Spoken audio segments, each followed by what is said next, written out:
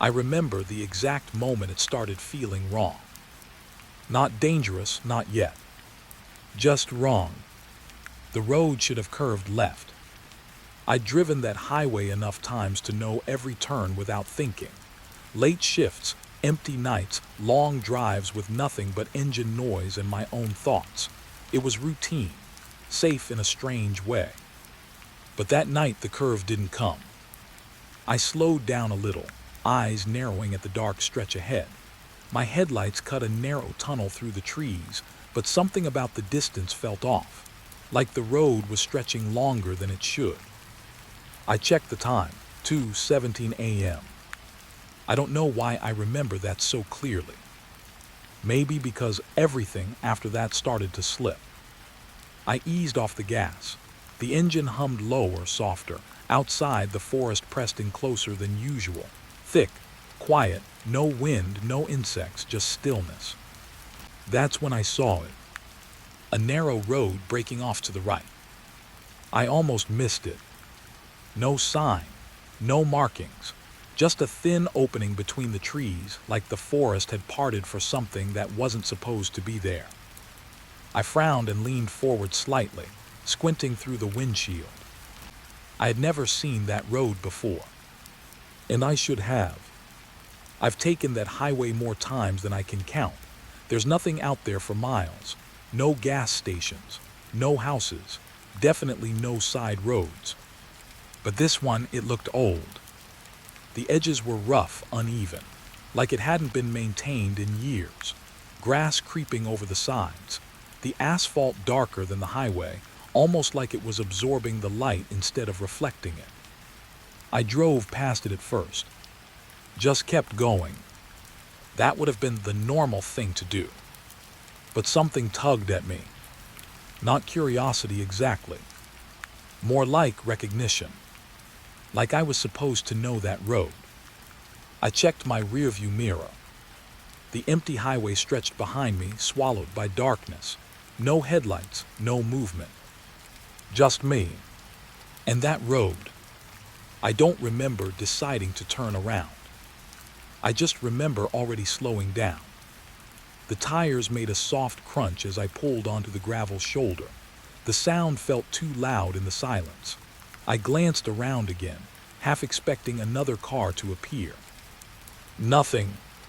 I made a slow U-turn. The headlights swung across the trees, and for a split second, I thought I saw something move between them. But when the car straightened out, there was nothing there. Just trunks, shadows, stillness. I drove back. The road came into view again, waiting exactly where I'd left it, quiet, unmarked. I hesitated. My fingers tightened slightly on the steering wheel. This was stupid. I had somewhere to be. I was already late. There was no reason to take some random road in the middle of nowhere at 2 in the morning. I knew that. I actually said it out loud. This is dumb. But I didn't drive past it. Instead, I slowed down. The car drifted toward the right. And then, I turned. The moment my tires left the highway, everything changed. It wasn't dramatic, no sudden noise, no jolt. Just a shift. The sound of the highway disappeared. Completely. No distant hum, no echo of open space. It was like the world behind me had been muted. I glanced in the rearview mirror again. The highway was still there, but it looked farther away. That didn't make sense. I had barely turned. I blinked, then looked forward again. The road ahead was narrower than it had seemed. Trees leaned in on both sides, their branches forming a loose tunnel overhead. My headlights barely reached the edges. The darkness between the trunks felt thick, almost solid. I drove slowly. Gravel crunched under the tires now. The asphalt was gone. Or maybe it had never been there. The deeper I went, the more something started to bother me. It took me a minute to realize what it was. There were no signs of use. No tire tracks. No broken branches. No litter, no footprints. Nothing. This road looked untouched, and yet it was clearly a road. I swallowed and adjusted my grip on the wheel. Maybe it's just old, I muttered. The sound of my own voice felt strange in the car, too loud, like it didn't belong. I turned the radio on. Static. Just a low, dry hiss. I frowned and tapped the dial, switching stations. More static. Every channel. That wasn't normal. I had signal out here. I always did. I tried to ignore it, focused on the road instead. It curved gently now, winding deeper into the forest. The trees grew taller, thicker, their trunks darker, almost black in the headlights. The air felt heavier somehow, even inside the car. I cracked the window slightly. Cold air slipped in. Damp. It carried a faint smell like wet earth or something older. I wrinkled my nose and rolled the window back up. That's when I noticed the fog. It wasn't there before. A thin layer at first, hugging the ground between the trees, then slowly rising, curling across the road in soft, shifting waves. I slowed down even more. The headlights caught the fog in a way that made it glow faintly, like it was reflecting light from somewhere else. I leaned forward again, trying to see past it. The road kept going. Too far. It should have ended by now, or connected to something. But it didn't. It just continued. I checked the time again. 2:17 a.m. I froze. That wasn't possible. I had been driving for at least 10 minutes since I turned. At least. My chest tightened slightly. Okay. I tapped the screen, thinking maybe it had frozen. The seconds ticked forward. 2:18. I let out a breath I didn't realize I was holding. Relax, I whispered. Just a glitch. Had to be. But something didn't sit right. I kept driving. The fog thickened. The trees pressed closer. And then, I saw something ahead. A shape. Low, dark still. My foot eased onto the brake. The car slowed to a crawl. The headlights stretched across it, slowly revealing the outline. Wood. A structure. A cabin. It sat just off the side of the road, half hidden behind the trees. Old, weathered. The wood looked gray, almost silver under the light. The roof sagged slightly in the middle. No lights. No movement. Just there. Watching. I don't know why that thought came to me.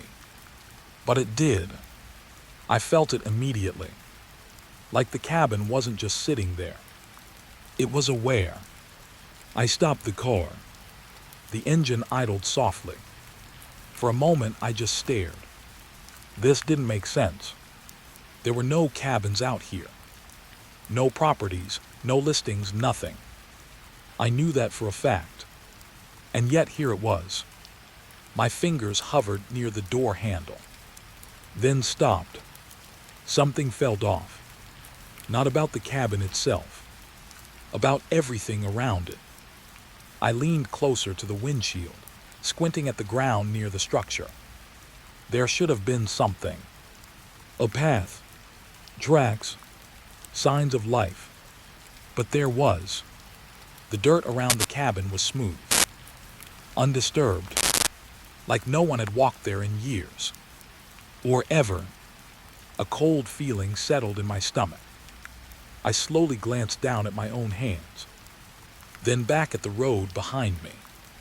The gravel I had driven over looked the same. Smooth. Untouched. No tire marks. My breath caught. That's not possible. I whispered it without thinking. I had just driven here.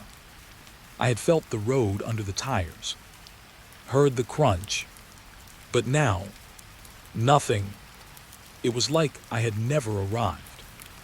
I sat there frozen, trying to make sense of it. And then something else hit me. Harder, stronger. I looked at the cabin again, at the dark windows, at the stillness, and a single thought slipped quietly into my mind. I had seen this place before, not in real life, but somewhere. A dream, a memory, something distant and unclear, but familiar enough to make my chest tighten. I didn't remember when or how, but I knew one thing for certain. I wasn't supposed to be here. And somehow, the road had brought me anyway. I didn't step out right away. Something inside me held back. Not fear exactly, not yet. More like a quiet warning. The engine was still running, a low, steady hum that felt safe, like the only normal thing left in that place. I kept my hands on the wheel, staring at the cabin through the windshield, waiting for something to move. A light, a shadow, anything. But the cabin just sat there, still empty, or pretending to be. I exhaled slowly and reached for the door handle. The moment I opened it, the cold hit me. Not just cold air, but a deep, damp chill. It wrapped around my arms, my neck, slipping through my clothes like it had been waiting. The kind of cold that doesn't feel natural. I stepped out anyway. My boots touched the ground with a soft crunch. At least I thought they did. I paused, looked down. The dirt beneath me looked smooth, flat like untouched sand. I shifted my foot slightly, pressing down harder this time. I felt the ground, solid, real.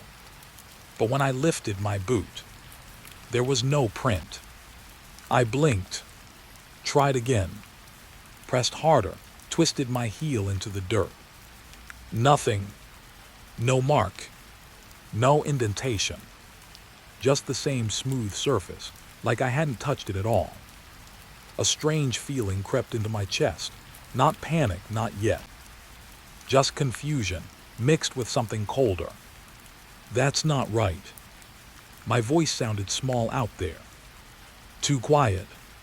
The forest didn't answer. I glanced back at my car. The headlights were still on, cutting through the fog. The door hung open behind me. I looked down at the road leading to it. No tire tracks. Not even faint ones. The path I had just driven erased. Like I had never been there. My stomach tightened.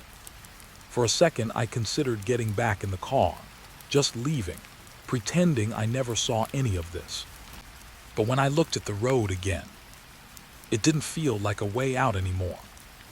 It felt distant. Too distant. Like the moment I stepped out, something had quietly moved the exit farther away. I swallowed, then turned back toward the cabin. The windows were dark, completely black. They didn't reflect the headlights, didn't show anything inside. Just empty. Watching. I took a slow step forward. Again, no footprint. Another step. Nothing. It felt wrong walking without leaving a trace, like I wasn't fully there, like the ground refused to acknowledge me. Or worse, like it already had. I pushed that thought away and kept moving. The closer I got, the more details started to show. The wood was old, splintered, gray from years of weather. Some of the planks were slightly warped, bending outward like they had tried to pull away from the structure. The front door hung slightly crooked, not open, just not aligned properly. And the windows, they weren't broken, which felt strange. For a place this old, this abandoned, something should have been damaged, something should have shown time passing. But it all looked preserved, frozen. I reached the steps. There were only two, wooden, worn down. I stared at them for a moment. If I stepped there, would it leave a mark? I lifted my foot slowly and placed it on the first step. It creaked, a dry, hollow sound that echoed louder than it should have. I froze, waited. Nothing moved. No response. Just silence again. I exhaled and stepped up fully. Still no mark. Even on the wood. I didn't understand that part at all. Wood should show something, dust at least, a shift, a scuff. But the surface remained the same. Untouched. Like I wasn't real. That thought stayed with me longer than I wanted. I reached the door. Up close it looked worse. The wood was darker here, stained. Not with anything fresh, but something old. Something that had soaked in deep and never fully left. My hand hovered near the handle. I hesitated again. This was the point where people turn back. Where normal decisions happen. Where you say nope and walk away. But nothing about this felt normal anymore. And for some reason, I needed to know. I pushed the door. It opened slowly. No resistance. No luck. Just a soft, dragging sound as it moved inward. The darkness inside was thick, heavier than outside. My headlights barely reached it. I stood in the doorway, letting my eyes adjust. Shapes started to form. A table, a chair, something hanging on the wall. All still, all silent. The air inside felt colder. Damp. That same smell from earlier, stronger now. Wet earth. Rotting wood. Something faint beneath it. Something I couldn't place. I stepped inside. The floor creaked under my weight. That part felt real. Too real. I glanced back instinctively. The door was still open behind me, the car visible through the frame. For a second, I felt relief. An exit. A way back. Then I looked down at the floor. Dust covered it. A thin, even layer. Undisturbed. No footprints. Not mine. Not anyone's. My chest tightened. I slowly walked forward. Each step made sound, but left nothing behind. It didn't make sense. I turned in a slow circle, scanning the room. The table was set. That's what caught my attention first. 2 plates, old, slightly chipped. A cup beside each one. Everything covered in dust, but arranged neatly. Like someone had been about to sit down. And never did. I moved closer. There was something on one of the plates. I leaned in. My breath caught. Food. Or what used to be food. Dark hardened, unrecognizable now. But placed carefully. Like it had been served. I straightened up slowly. A strange thought crept in. How long had this been here? Years. Decades. And why hadn't anything disturbed it? No animals. No insects. Nothing. The silence felt heavier now. Like it was pressing in from all sides. I turned toward the wall.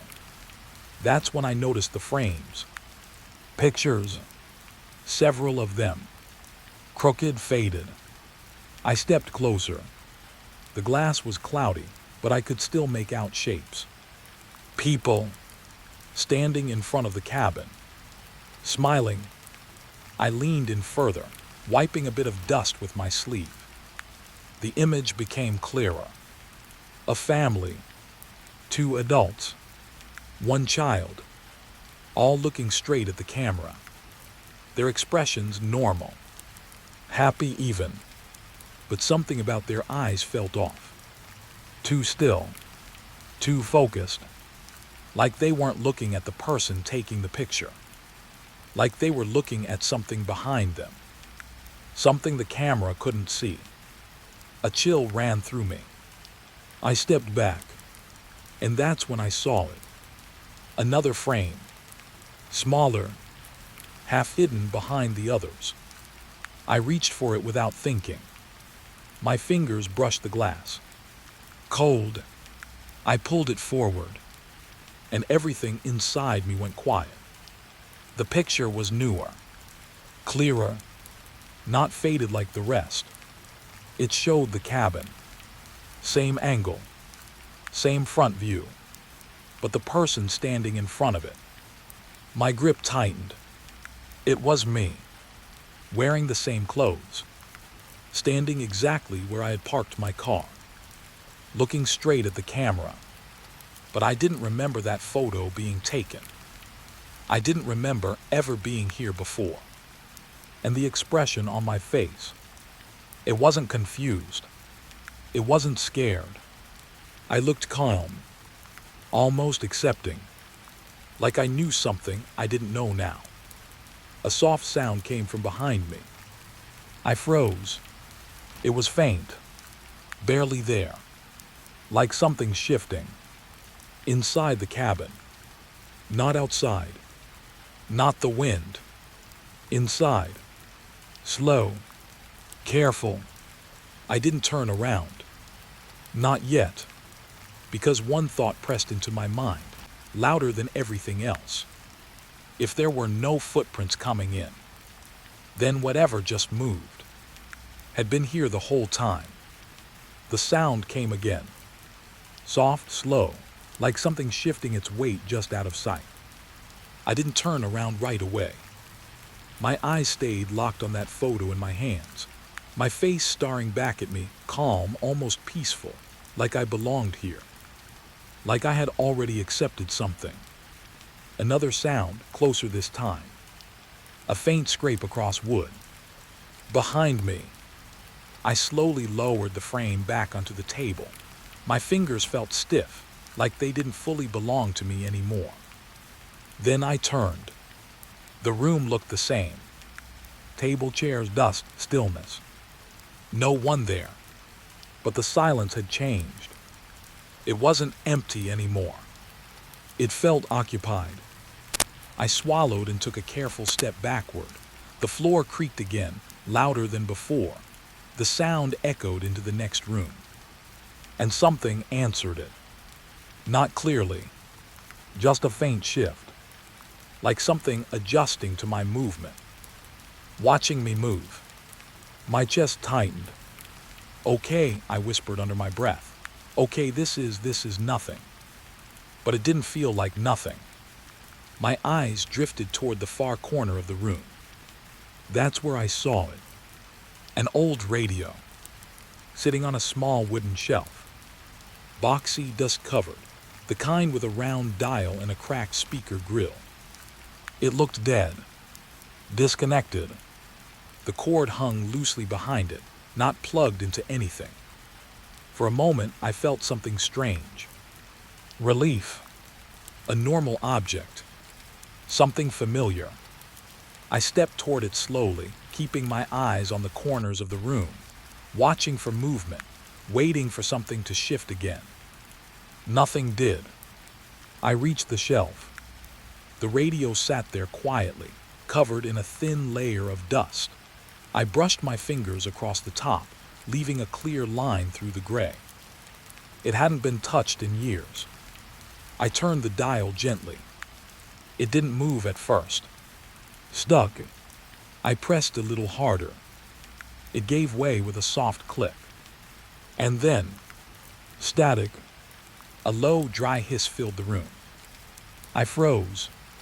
The radio wasn't plugged in. I looked behind it again. The cord dangled freely.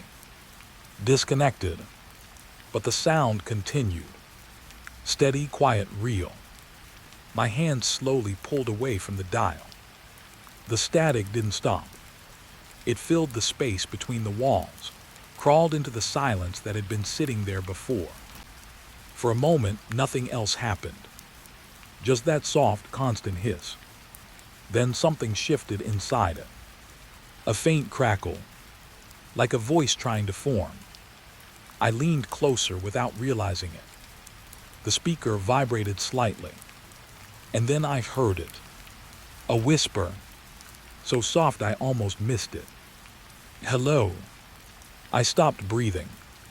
The word stretched slightly, like it had traveled a long distance to reach me. I didn't respond. I couldn't. My throat felt tight, dry. The radio crackled again. "Can you hear me?" The voice sounded wrong. Not distorted exactly. Just distant. Like it wasn't coming from the speaker itself. Like it was coming from somewhere behind it. I took a small step back. The floor creaked. The voice stopped. The static returned to its steady hum. I stood there, heart beating a little faster now. Waiting. Nothing. Just silence and static. I exhaled slowly. "Battery," I muttered. "Old battery." That didn't make sense either. But it was something. Something normal. I reached forward again, more cautiously this time. My fingers hovered near the dial. The moment I touched it, the static cut out.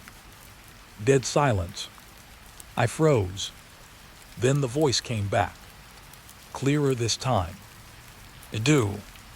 I pulled my hand away instantly. The radio crackled sharply. "Don't turn it off." A chill spread through my chest. That wasn't random noise. That wasn't interference. That was a response. It had reacted to me. To what I did. I stared at the radio, my mind trying to catch up. "How?" I whispered. The words slipped out before I could stop it. The radio answered. "You shouldn't have come." My stomach dropped. I shook my head slowly. No, that wasn't happening. It couldn't be. I stepped back again, putting distance between me and the shelf. The radio filled the gap with sound. "You took the road." A pause. Static flickered, then smoothed out again. "You always take the road." My breath caught. Always. What did that mean? "I did," I said, my voice unsteady now. "I didn't know this was here." The silence that followed felt heavier than before. "Then, you say that every time." Something inside me shifted. A cold realization, forming slowly, like a thought I didn't want to fully see. "Every time." I shook my head harder now. No, I've never been here before." The radio crackled sharply, like a brief burst of irritation. "You don't remember." The words came slower, more certain. "But you come back." I felt my hands start to shake. My eyes flicked toward the doorway. The car was still there. The headlights still on. Still an exit. But it didn't feel real anymore. It felt like a picture. Like something placed there to look familiar. I turned back to the radio. "Who are you?" I asked. The question came out quieter than I expected. The static grew louder for a second. Then softened. "You asked that too." A faint sound slipped through. Not quite a laugh. Not quite a breath. Something in between. "You never wait for the answer." My chest tightened again. "Then tell me now." The silence stretched. Longer this time. So long I thought it had stopped. Then, "I'm the one who stayed." A slow, creeping unease crawled up my spine. "Stayed where?" "Stayed how?" I didn't ask. Because part of me already knew the direction that answer would go. Instead, I asked something else. "Why can I hear you?" The radio hummed softly, almost thoughtfully. "Because you're inside." I glanced around the cabin instinctively. Inside the cabin. That's what it meant. Right. No, the voice corrected, softer now. Inside the loop. My breath hitched. Loop. What loop? The static flickered again. Weaker now. Like the signal was fading. "You see the cabin. You go inside. You hear me." Each phrase came with a small pause between them. "And then." Silence. I leaned closer again, heart pounding now. And then what? The radio crackled sharply. A long stretched out sound. Then, you forget. The word landed heavy. Too heavy. I stared at the speaker, waiting for more. But nothing came. Just static again. Soft, empty, lifeless. I stood there for a long time, trying to make sense of it, trying to reject it, trying to hold onto something real. My eyes slowly drifted back to the photo on the table. The version of me standing outside. Calm. Still. Like he already knew the ending. A cold thought settled into my mind. If I had been here before, if I had heard this before, then why was I still here? Why hadn't I left? And more importantly, what happened to the version of me who took that picture? The radio crackled faintly behind me. One last whisper slipped through, so quiet it barely existed. You didn't leave. I knew something was wrong with the time before I even checked it. It was the light, or the lack of it. I don't know how long I stood there after the radio went quiet. It felt like minutes, maybe longer. My head was heavy, like my thoughts were moving slower than they should. But when I looked toward the door, the darkness outside hadn't changed. Not even a little. No shift in color, no hint of dawn, no soft blue light creeping in from the horizon. Just the same thick, unmoving night. I frowned and reached into my pocket. My phone. The screen lit up instantly. 2:17 a.m. My chest tightened. No. I blinked, rubbed my eyes, looked again. 2:17. The same time. The exact same time from the road. A slow, creeping panic started to build under my ribs. That's not possible. I tapped the screen, opened the clock, waited. The seconds moved. 2:18. For a brief second, relief washed over me. Then it stopped. The numbers froze again. I stared at it, my breathing shallow now. It wasn't just slow. It was stuck. Like time was trying to move and failing. I lowered the phone slowly and looked back at the doorway. The car was still there. Headlights still cutting through the fog. Still exactly the same. No flicker, no dimming. Like it had been paused. A strange thought crept in. What if the engine had been running this whole time? Without stopping. Without burning fuel. Without change. I swallowed hard. Okay, just leave. The words felt weak, but they were enough to push me. I turned and walked toward the door. Each step felt heavier now. The floor creaked louder. Behind me, the radio let out a faint crackle. I froze for a second. Waited. Nothing else came. I kept moving. The doorway grew closer. The cold air outside brushed against my face again. And for a moment, I felt relief. Fresh air. Open space. A way out. I stepped outside. The ground beneath my boots felt the same. Wrong. No resistance. No imprint. I didn't even bother looking down this time. I just walked faster. Toward the car. The headlights felt brighter now. Almost too bright. Like they were pushing against the darkness, instead of lighting it. I reached the driver's side door. Still open. Exactly how I left it.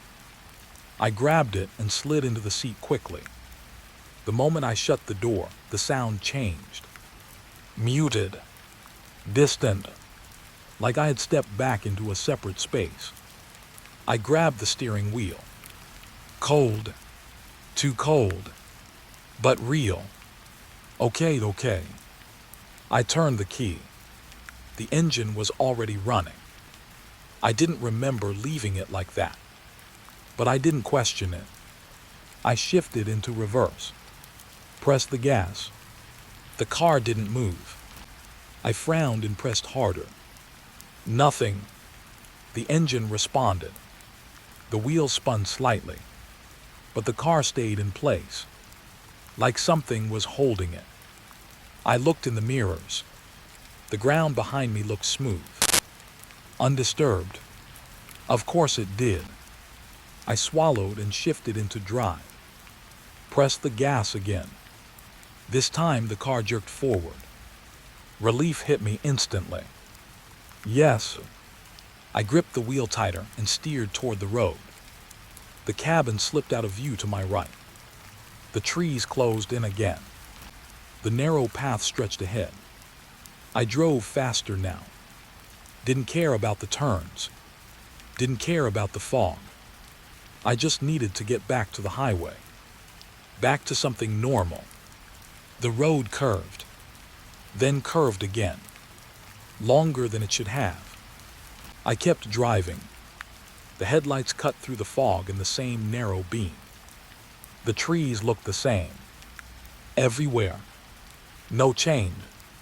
No brake. No exit. My breathing got heavier. Come on. I leaned forward slightly, eyes scanning for any sign of the main road. Anything. But the path just continued. Endless.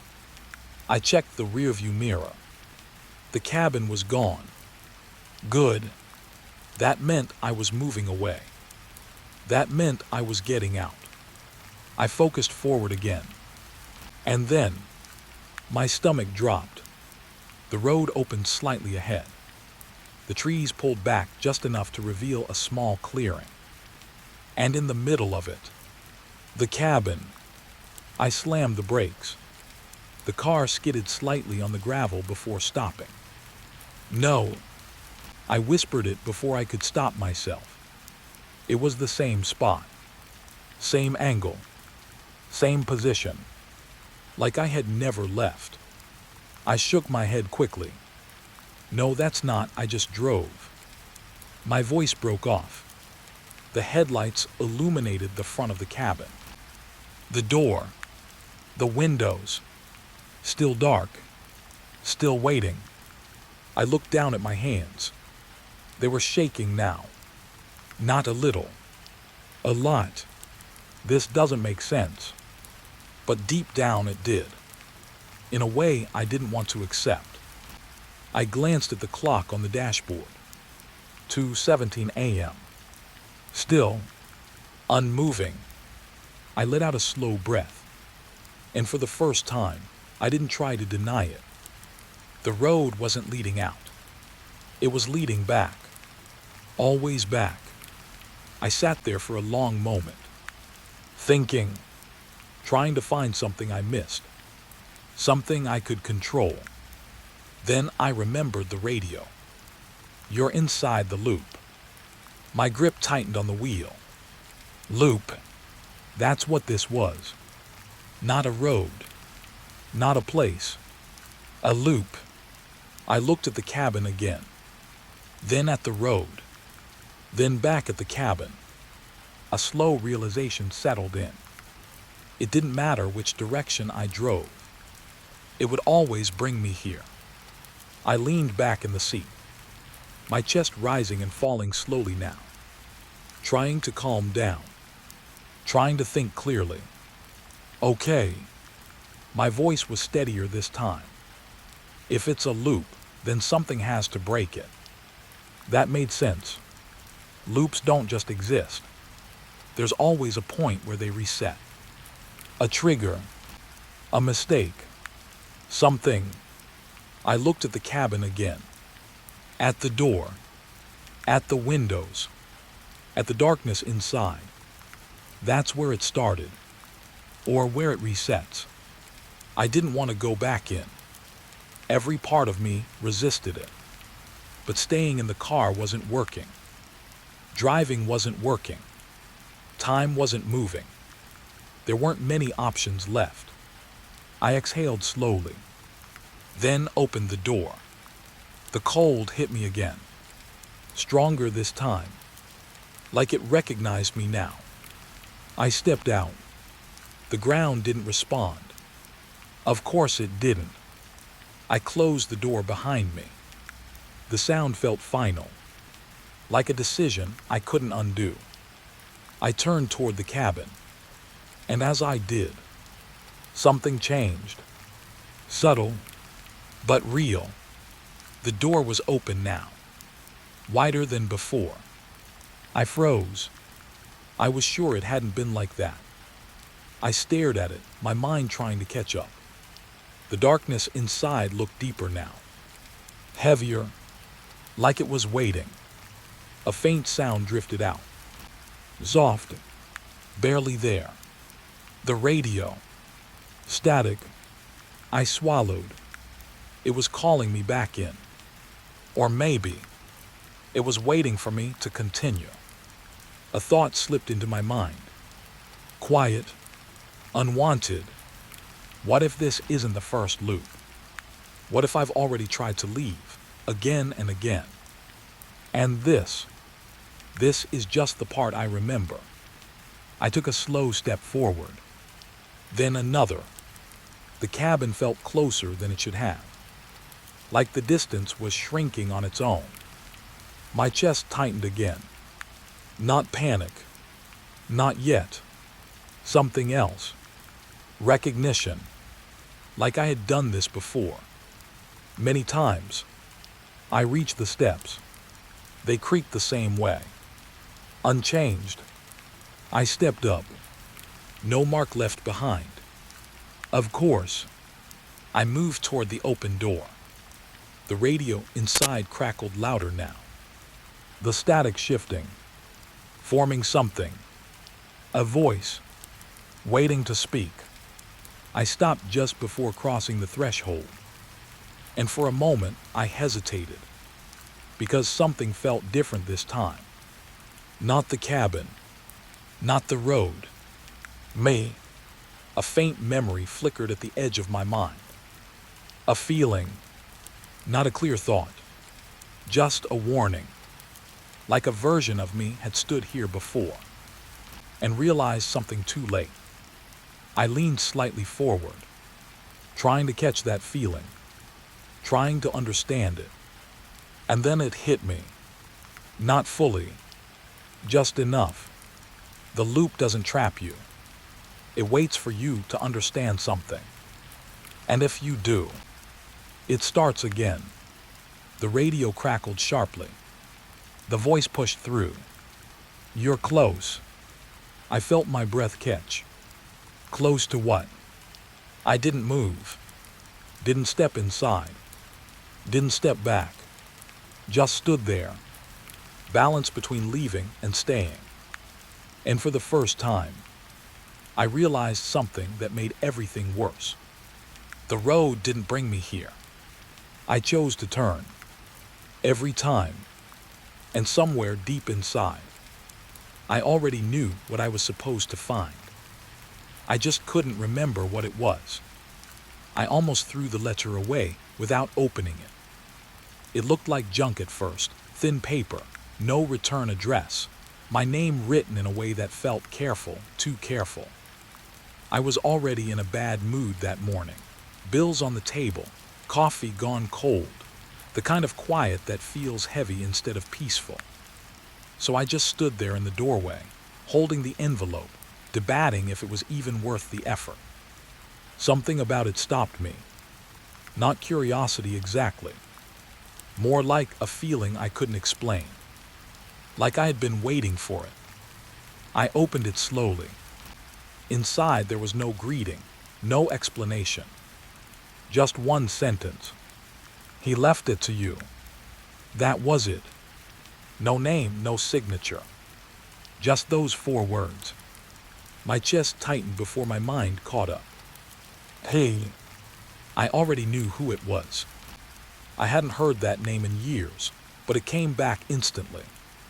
My uncle. I said it out loud, just to hear how it sounded again.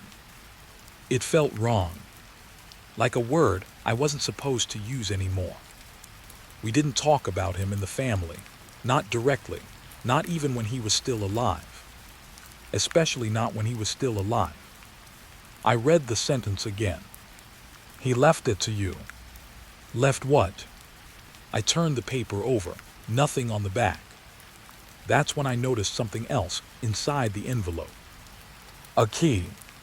Small, rusted, cold against my fingers. I stared at it for a long time.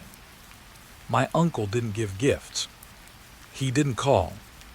Didn't visit. Didn't exist, unless someone brought him up, and even then the conversation ended quickly. I hadn't seen him since I was a kid, but I remembered enough. The way adults lowered their voices when he came up. The looks they exchanged. The way my father would change the subject without answering anything. And one thing that always stuck with me. Stay away from him. No explanation. Just that.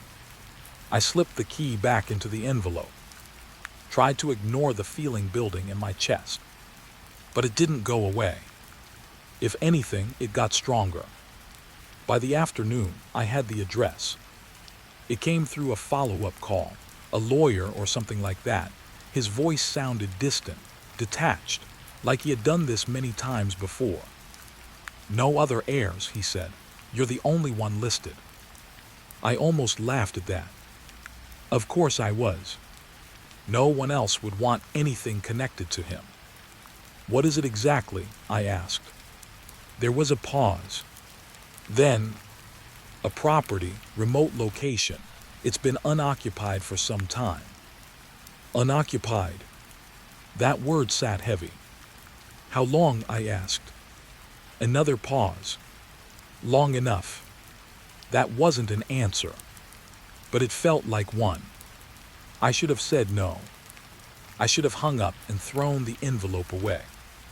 But I didn't, because something about this didn't feel like a choice. It felt like something that had already been decided.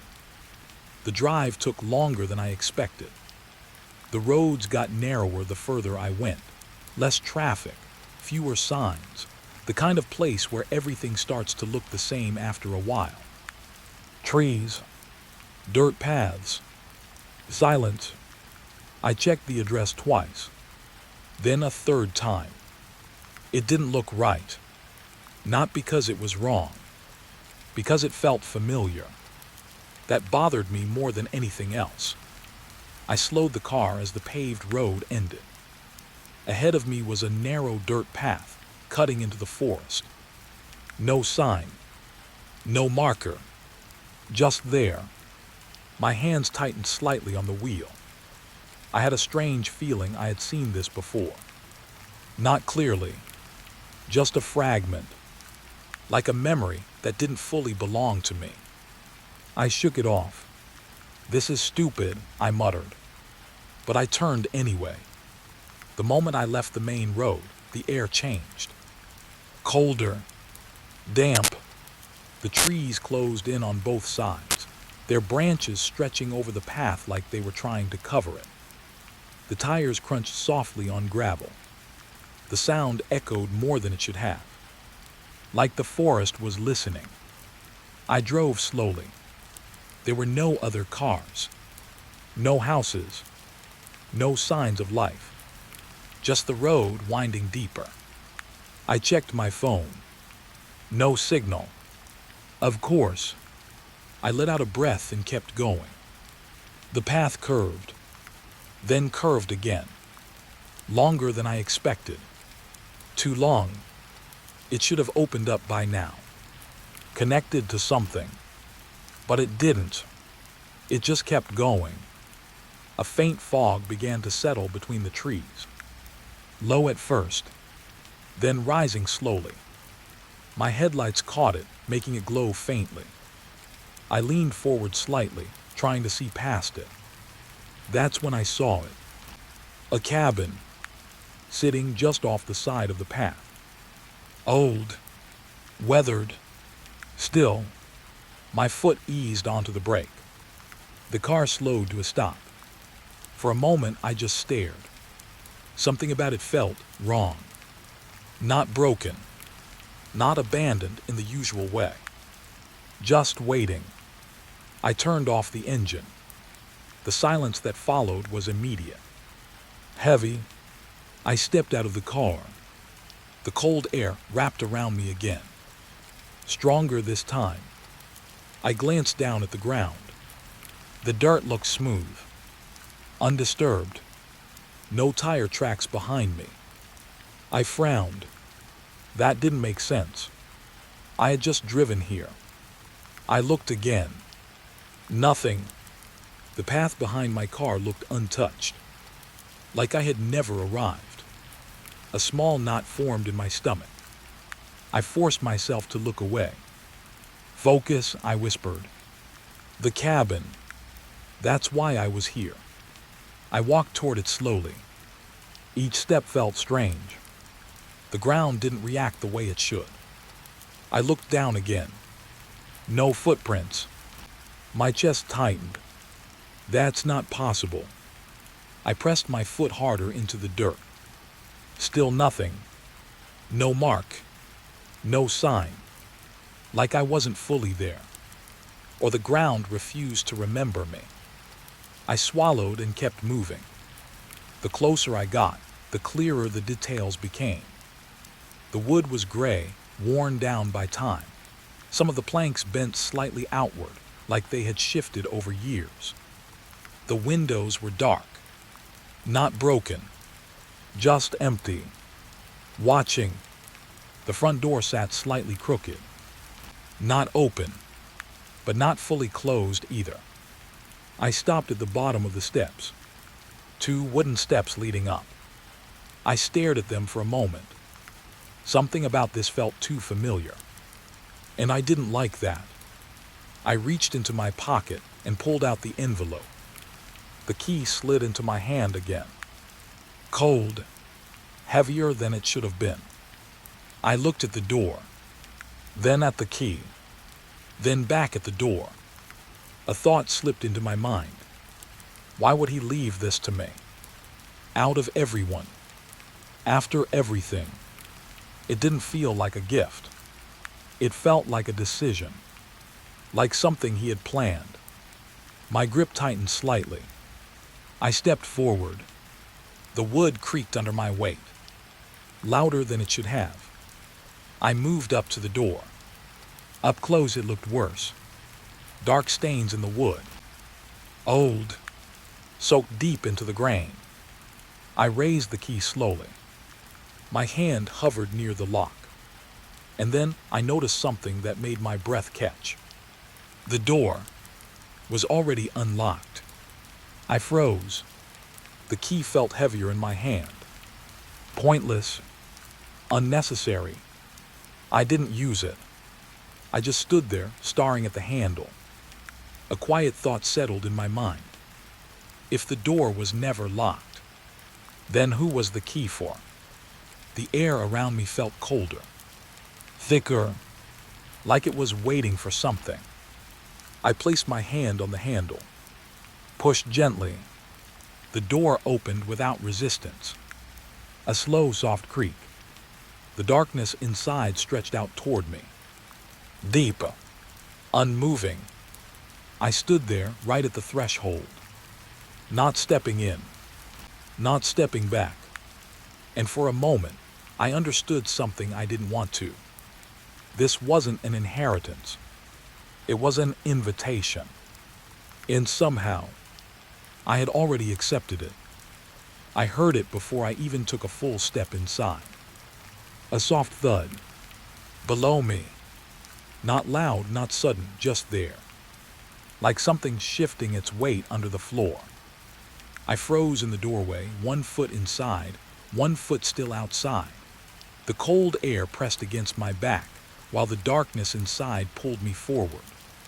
For a moment, I thought I imagined it. Then it came again. A slow scrape. Wood against something heavier.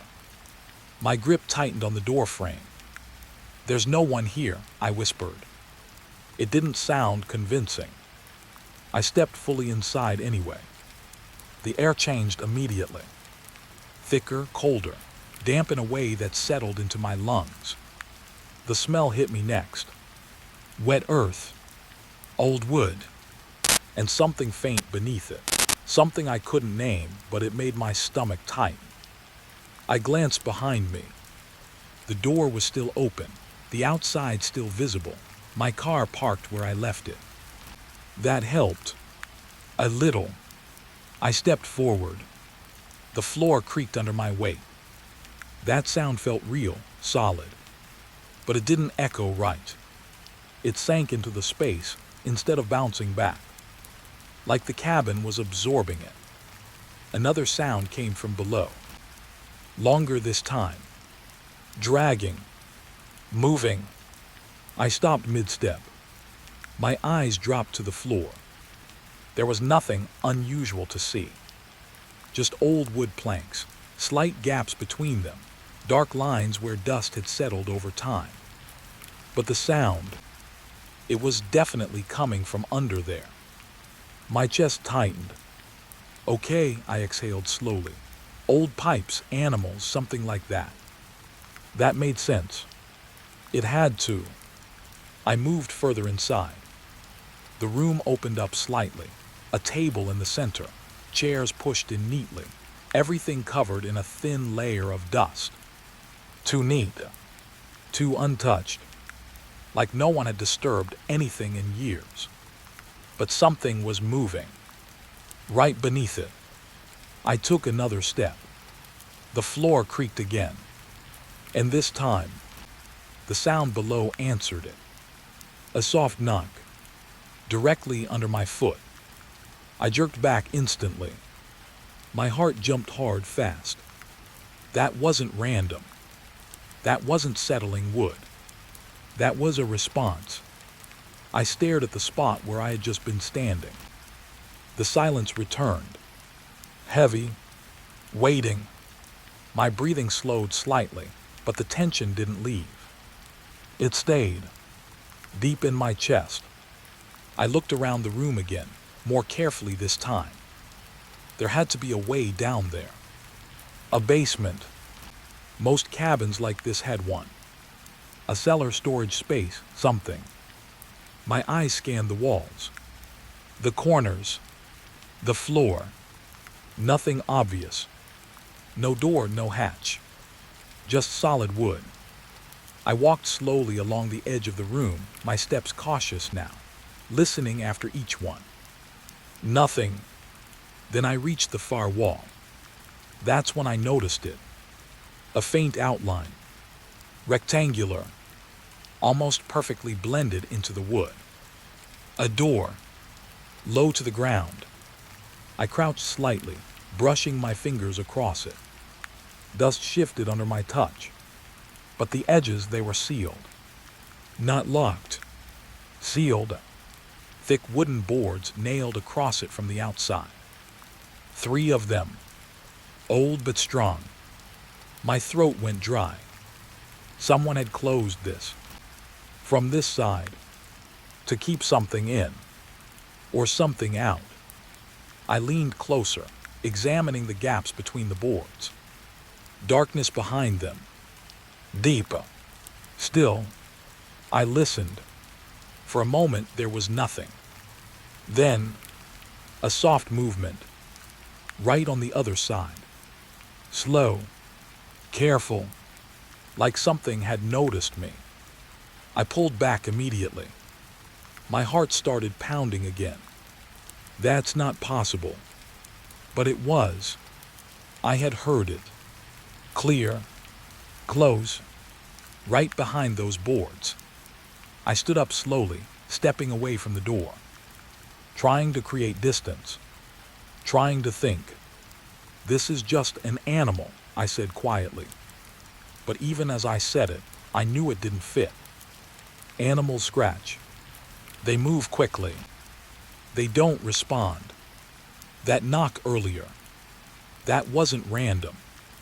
I rubbed my hands together, trying to shake the feeling off. Then I noticed something else. On the wall above the sealed door. Faint markings. Scratches. I stepped closer again, this time focusing on the wood. They weren't random. They formed shapes, letters, carved roughly, like someone had done it in a hurry. I wiped away some of the dust. The words became clearer. Don't open it. My chest tightened. I stared at the message. The letters were uneven, some deeper than others, like whoever carved it kept stopping or being interrupted. I swallowed.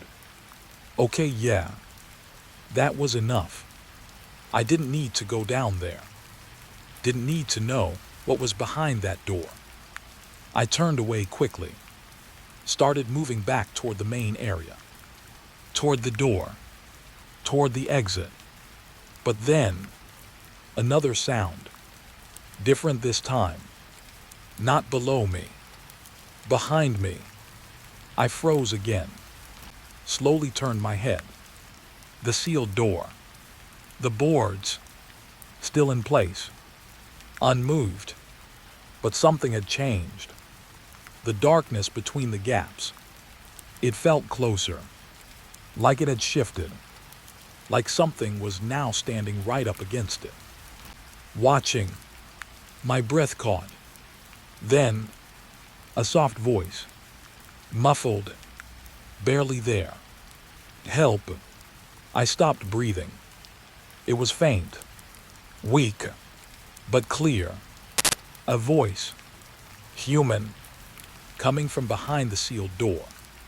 No, I whispered. That wasn't real. It couldn't be. Please. The word dragged slightly, like it had to push through something thick to reach me. My chest tightened. Every instinct told me to leave, to walk out, to forget this place. But something else pulled at me. Stronger. That word. Help. I stepped closer before I realized what I was doing. No, this is wrong. But I kept moving. The floor creaked under me again. The sound echoed, and the voice reacted instantly. You came back. I froze. Back. My stomach dropped. I've never been here, I said quickly. Too quickly. The silence that followed felt heavier than before. Then, you say that every time. My hands started shaking. Not fear. Not just fear. Something deeper. Recognition. Like part of me knew this conversation. Knew how it went. I shook my head. No, I don't. A sudden thud hit the other side of the door. Hard. The boards rattled slightly. I stumbled back. My heart slammed against my chest. That wasn't weak. That wasn't helpless. That was force. The voice came again. Different now. Stronger. Closer. Open it. I stared at the boards, at the nails holding them in place, at the small gaps where darkness pressed through. My mind split in two. One part screaming to leave, the other listening. You left me here. The voice cracked slightly, almost emotional, almost real. You locked it.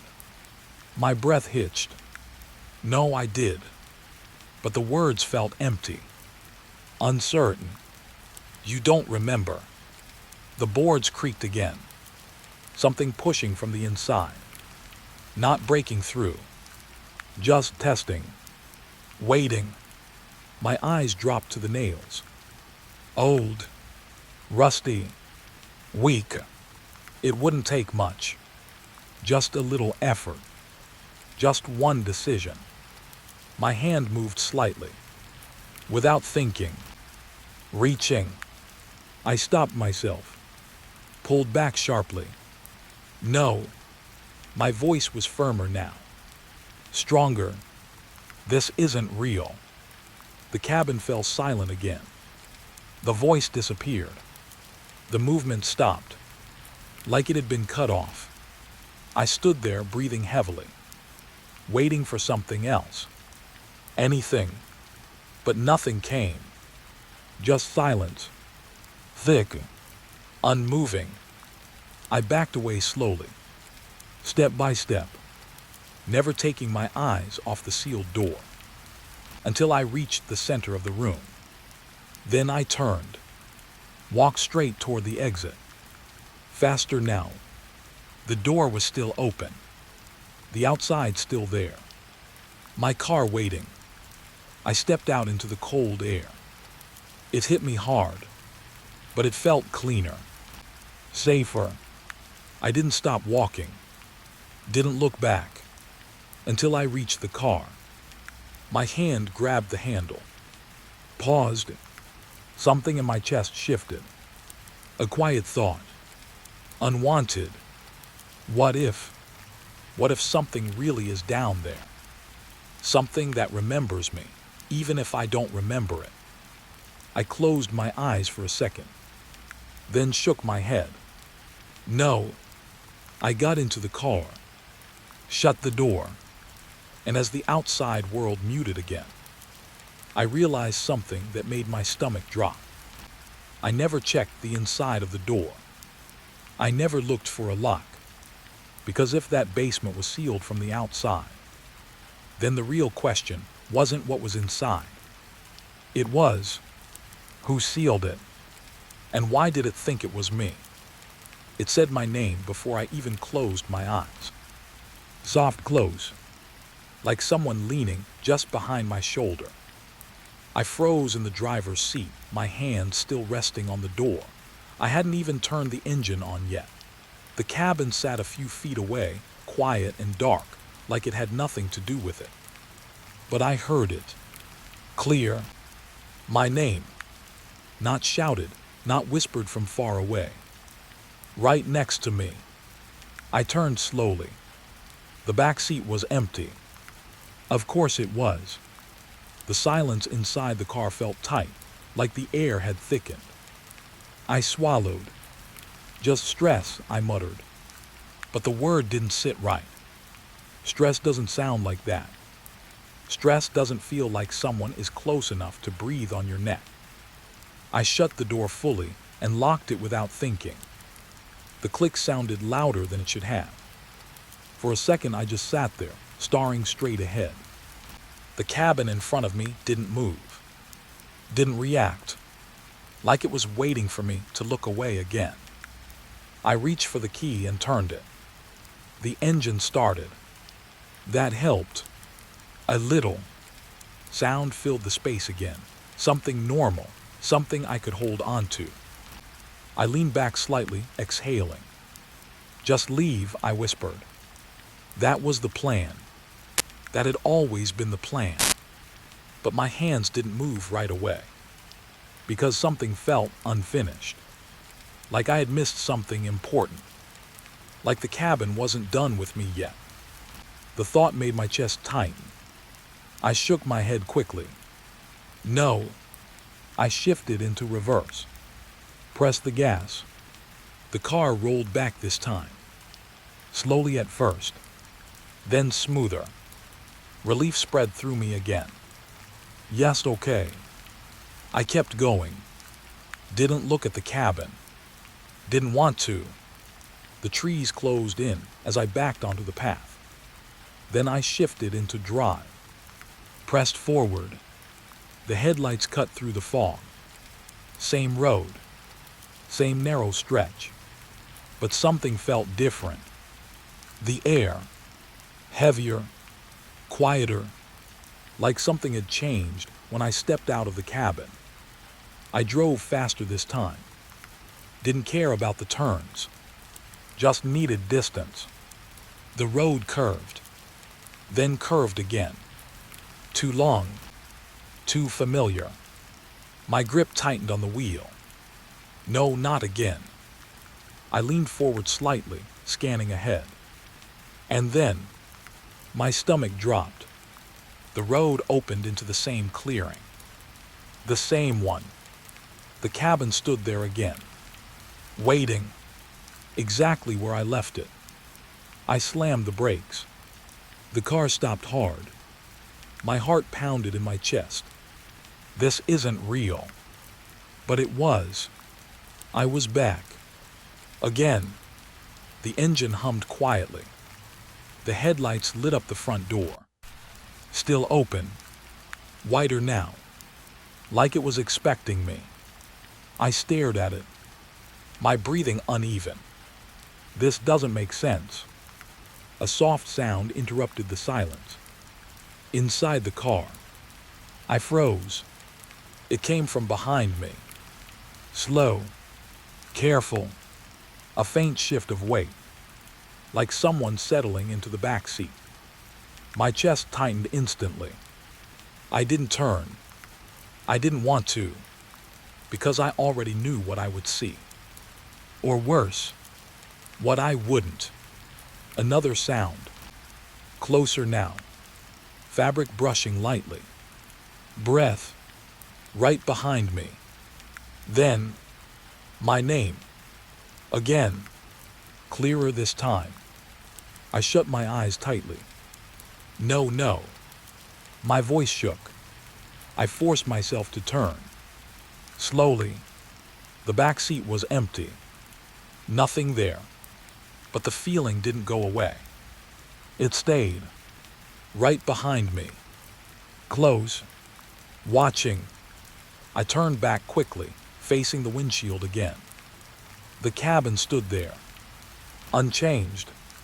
But something inside me shifted. A quiet realization. This wasn't just the place. It was following me. Or, it had always been with me. I reached for the door handle again.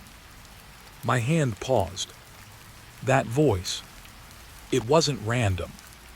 It knew my name. It said it like it had said it before. Many times. Too many. A memory flickered. Faint.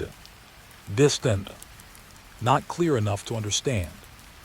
But enough to feel. Like I had heard that voice as a child. That didn't make sense.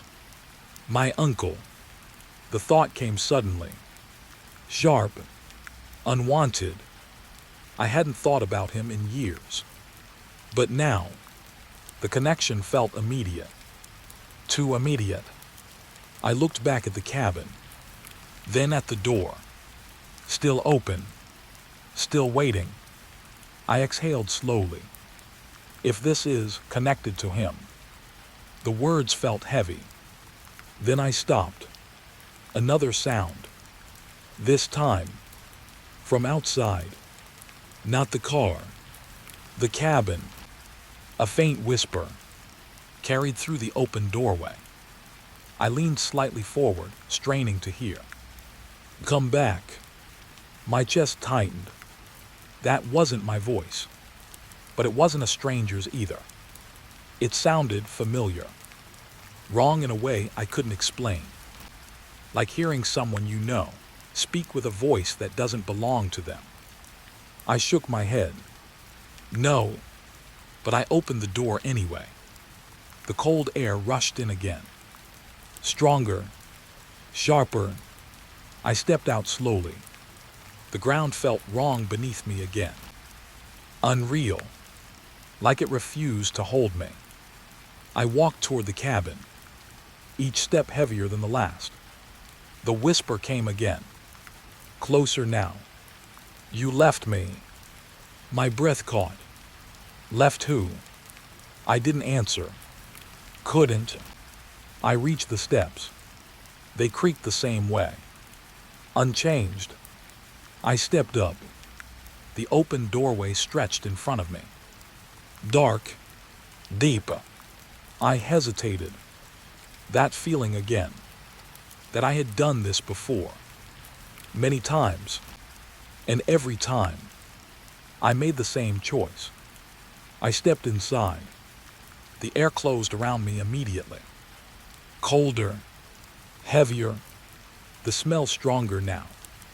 Wet earth. Decay. Something beneath it. Something older. The floor creaked under my weight. The sound echoed. And then, it echoed back. Not the same. Not exactly. A slight delay. A slight difference, like something else had stepped when I did. I froze, listened. Nothing, just silence. But it wasn't empty. It was waiting.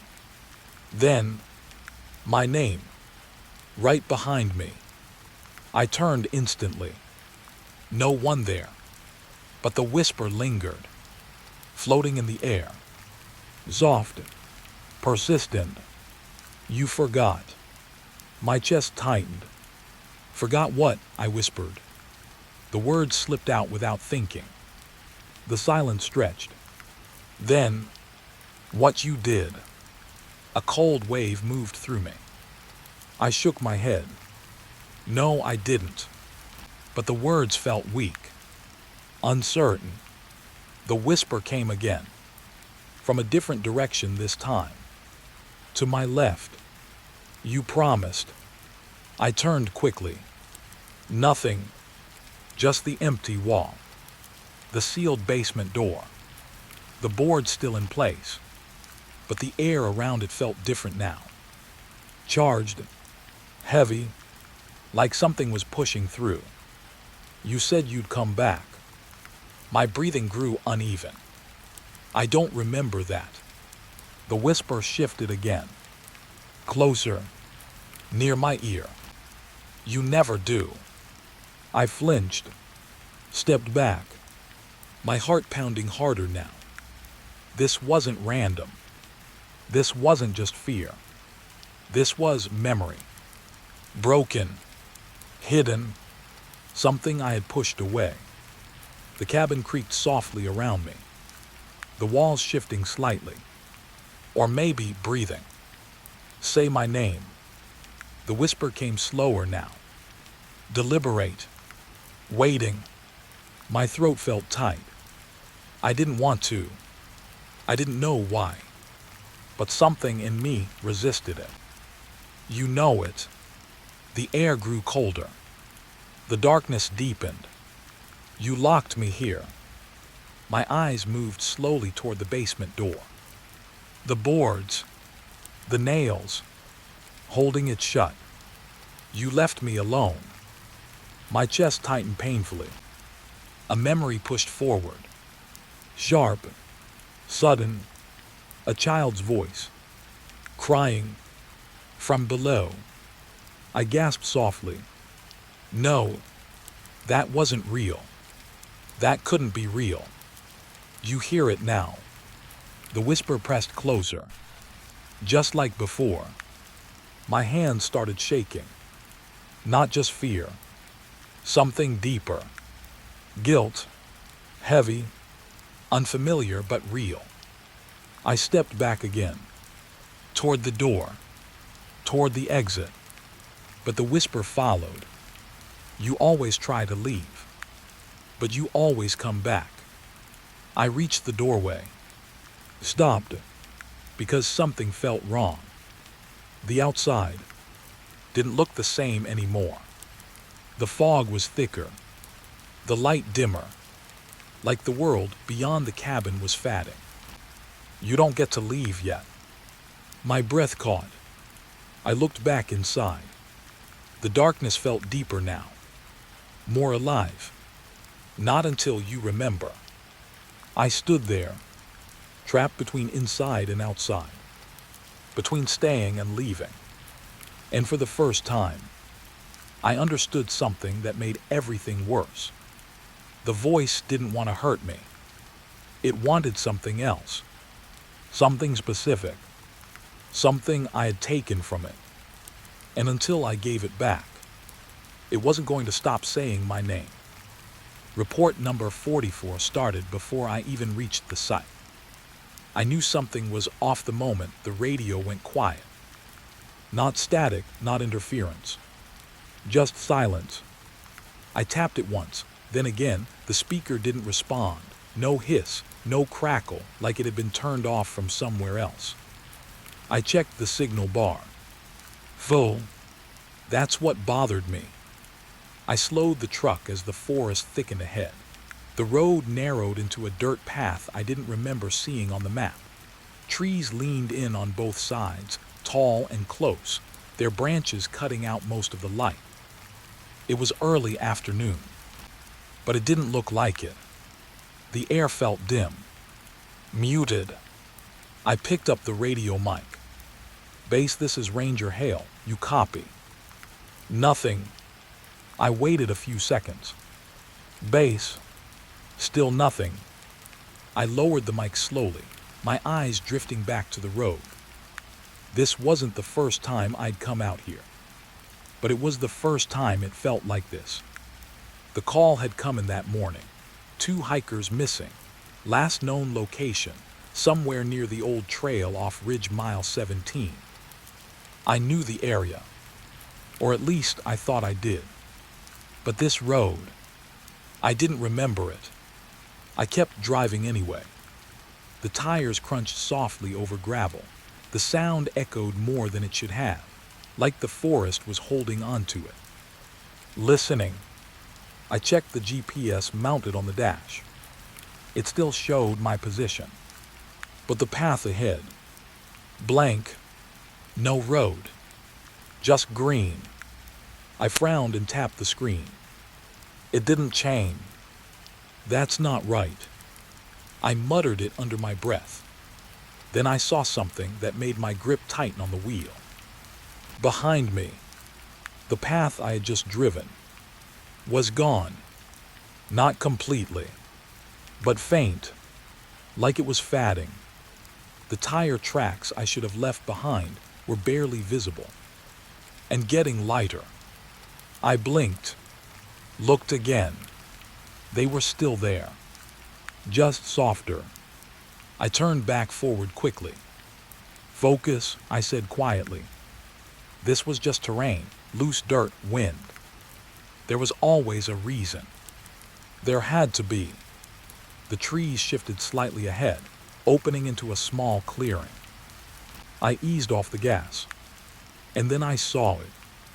The cabin, old, weathered, sitting just off the edge of the clearing like it had always been there.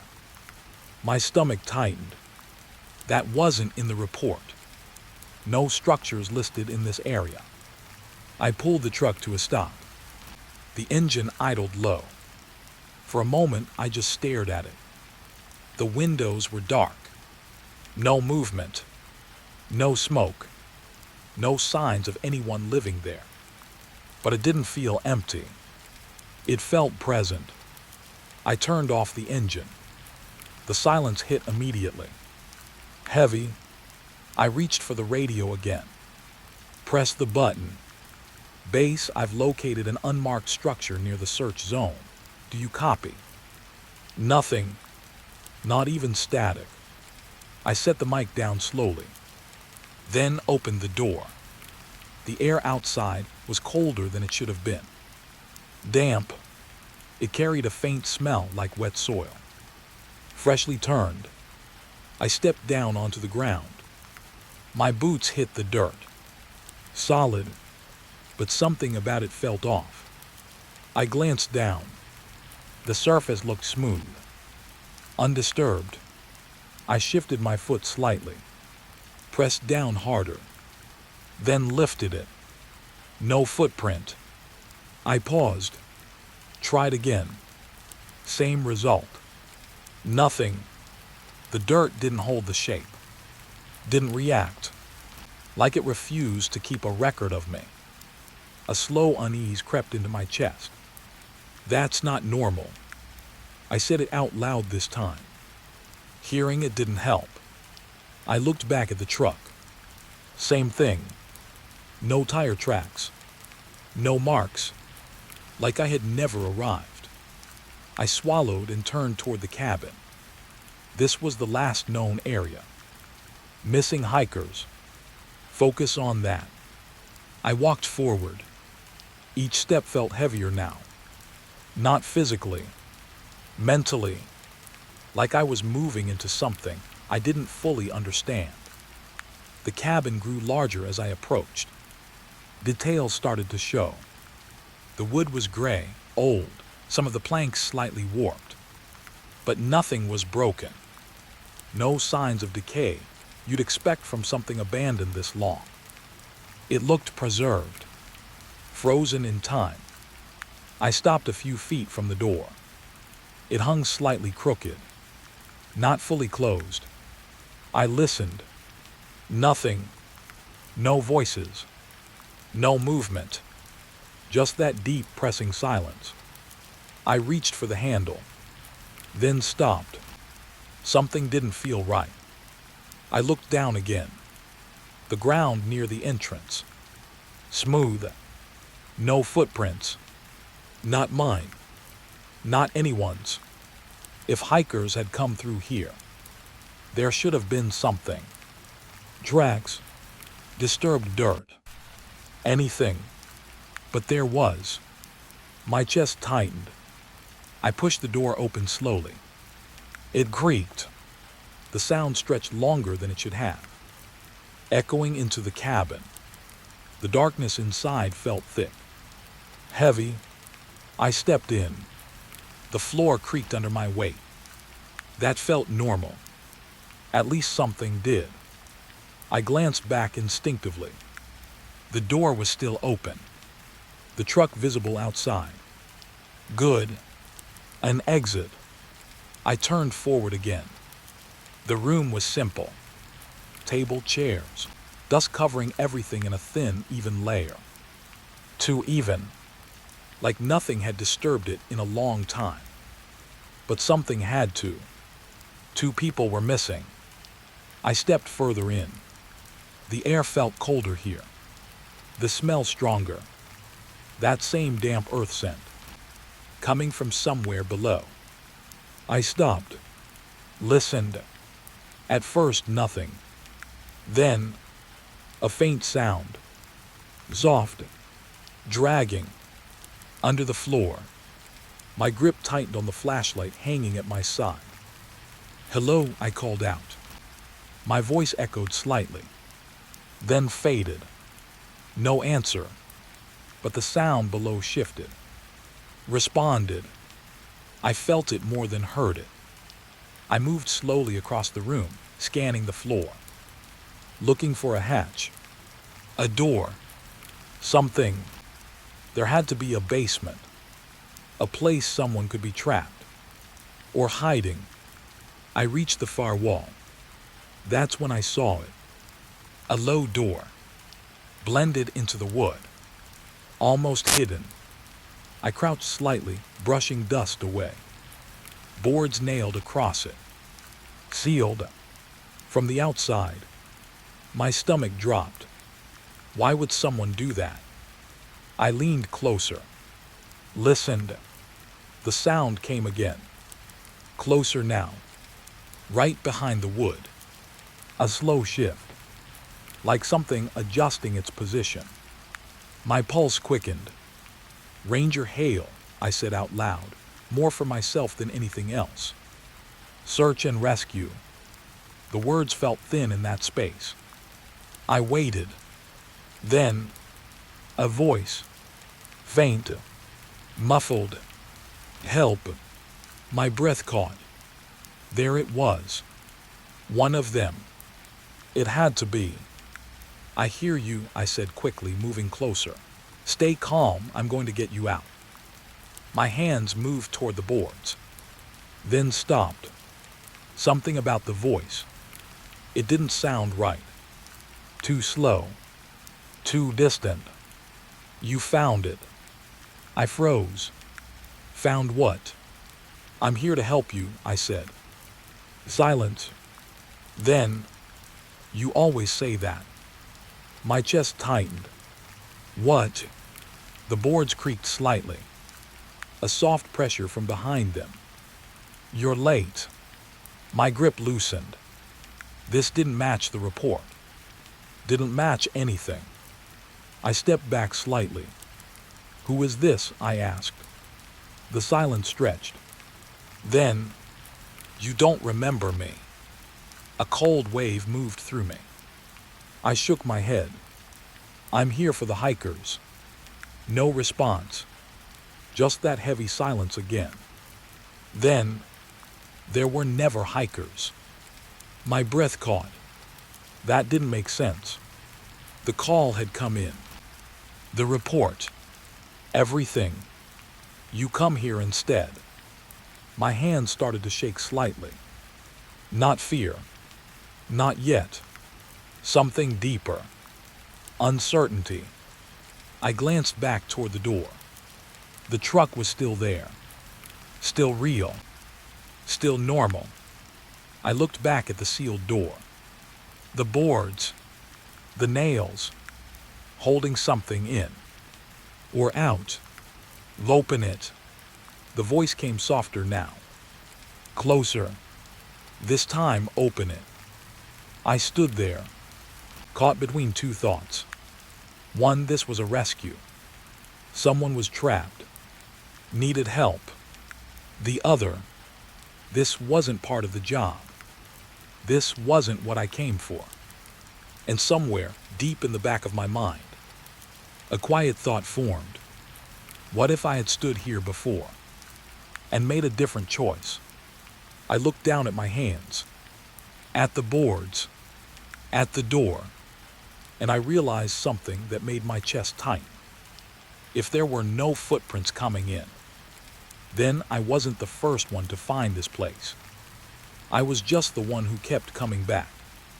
I didn't notice the wall at first. It noticed me. A soft shift, so quiet I almost missed it, like something settling just behind the wood. I turned my head slowly, the sealed basement door still at the edge of my vision, the voice behind it gone again. The room felt empty now, too empty. But the sound didn't come from the floor this time. It came from the wall to my right. I stepped closer without thinking. The wood looked normal, old planks, faded grain, dust sitting evenly across the surface. But one section felt different. Not in color, in shape. I ran my fingers across it. There was a slight dip, a narrow gap between two planks that shouldn't have been there. I pressed gently. The wood shifted. Just a little. My breath slowed. That's not nailed in. I whispered it to myself, like saying it would make it normal. I pressed harder. The plank gave way with a soft, dry crack. A thin strip of wood pulled loose in my hand. Behind it, darkness, but not empty. Something was inside the wall. Not moving. Not yet. I leaned closer, raising my flashlight. The beam slid into the narrow opening and caught something. Paper, folded, pressed tightly between the inner beams. I reached in carefully, my fingers brushing against rough wood on both sides. It felt tight, too tight, like the space inside wasn't meant to be accessed. I pulled the paper out slowly. It came free with a faint tearing sound. I unfolded it. The paper was old, yellowed, edges brittle, the handwriting uneven, rushed, like someone had written it quickly, or in fear. I held it closer to the light. Don't stay here at night. My chest tightened slightly.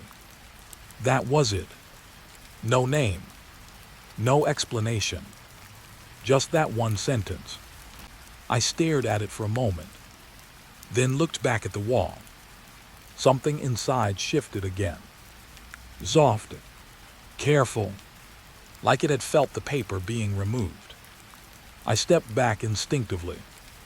My heart picked up a little. That's just the wood settling. But I didn't believe that. Not anymore. I looked at the paper again. The words felt recent. Not physically, but emotionally. Like whoever wrote them meant it. Deeply. I folded it slowly and slipped it into my pocket. Then I looked back at the opening. There was more inside. I could see it now. More paper, stacked deeper between the beams. I hesitated, just for a second, then reached in again.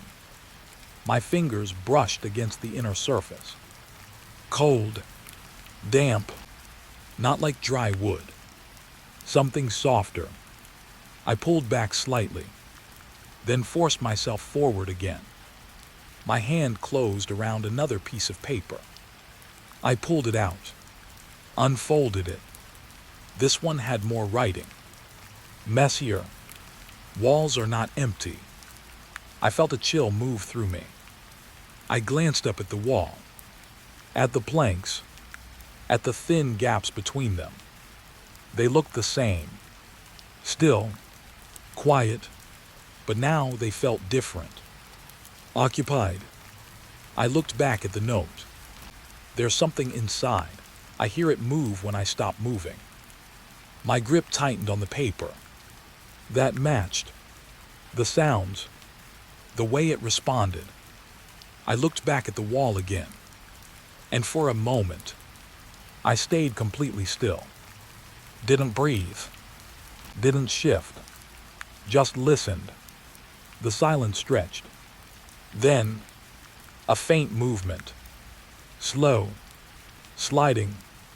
Right behind the wood. My chest tightened. It was real. Whatever was inside. It moved when I didn't. I stepped back quickly. My shoulder brushed against another wall. The sound echoed slightly, and something inside that wall reacted. A soft tap. I turned my head sharply. That wasn't the same wall. It came from behind me. I looked around. Every wall in the room suddenly felt wrong. Too thin. Too quiet. Like something was just beneath the surface. Watching. Listening. I unfolded the second paper again, my hands slightly unsteady now. There was more written at the bottom. Smaller. Tighter. Don't let it hear you think. I frowned. That doesn't even make sense. But the words stuck. Hear you think. I looked up again. The cabin felt smaller now. More enclosed. Like the space between the walls had shrunk. I turned back to the opening and reached in again. Faster this time. I grabbed another paper. Pulled it out. Unfolded it. This one was worse. The writing was shaky. Lines uneven. Like the person had been losing control. It learns your voice. A pause in the writing. Then, it uses it when you forget. My breath slowed. My mind catching on that last word. Forget. I had heard that before. From the basement. From the whisper. I swallowed. What is this place? I whispered. The walls didn't answer. But something shifted again. Closer this time. Not one wall. Multiple. Small movements. Different directions. Like whatever was inside wasn't just in one place. I turned slowly, trying to track the sound. But it kept changing. Left, then right, then behind me again. I stepped away from the wall completely now. Moved toward the center of the room, where I could see everything, or at least try to. The papers trembled slightly in my hand. I unfolded the last one again. Read it carefully this time. It watches through the cracks. My eyes lifted slowly to the walls. The thin lines between the planks. Dark, narrow, too narrow to see anything clearly. But now, they didn't feel empty. They felt like eyes. I took a slow breath, then forced myself to look closer. I stepped toward one of the walls, leaned in, my eye level with the gap. The darkness inside didn't move, didn't shift, just sat there. Then, something changed. Not a full movement, just a slight adjustment, like something inside had turned its head. My breath caught. I stepped back instantly. No, that wasn't real. That couldn't be real. I shook my head, tried to ground myself. This was just stress, isolation, my brain trying to fill silence with something. But the papers, they were real. Someone had been here. Someone had heard the same things, seen the same things. I looked down at the notes again. 3 pieces, 3 warnings, each one building on the last, and none of them finished. That's what bothered me most. There was no ending, no final message, no escape, just fragments, like whoever wrote them didn't get the chance to finish. A soft sound broke through my thoughts, closer than before, right beside me. I turned slowly. The wall next to my shoulder shifted, not visibly, but I felt it, a slight pressure, like something leaning against it from the other side.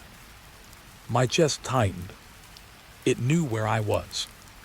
It followed movement, sound, maybe even attention. I took a slow step back, then another, trying to stay quiet, trying not to think too loud. But one thought kept pushing through.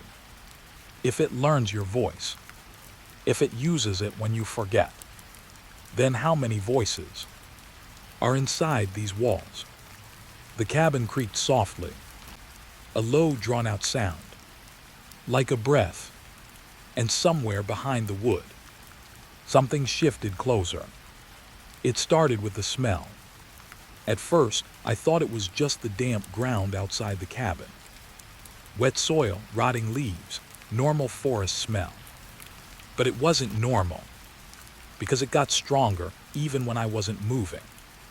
I stood still in the center of the cabin, the papers still in my hand, and the air changed slowly around me.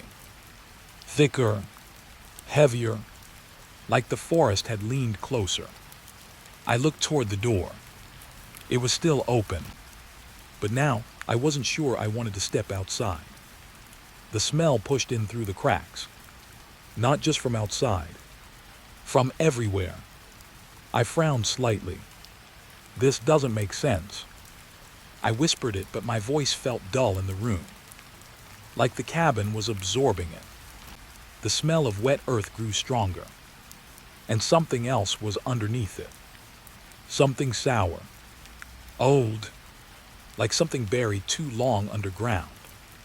I took a slow step toward the door, then stopped, because I heard it. A soft sound, not from outside, from inside the walls. A slow drag, like something shifting its weight and pressing forward. My grip tightened around the papers. No, not again. The walls creaked faintly, not loud, just enough to notice, just enough to know it wasn't settling. It was reacting.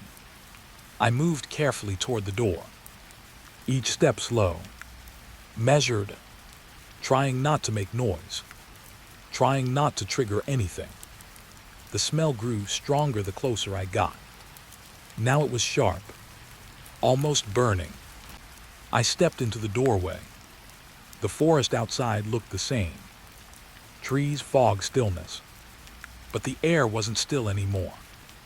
It was moving, slowly, like breathing. I stepped down onto the ground. My boots sank slightly into the dirt, and instantly the smell intensified. My stomach tightened. Something was wrong with the soil.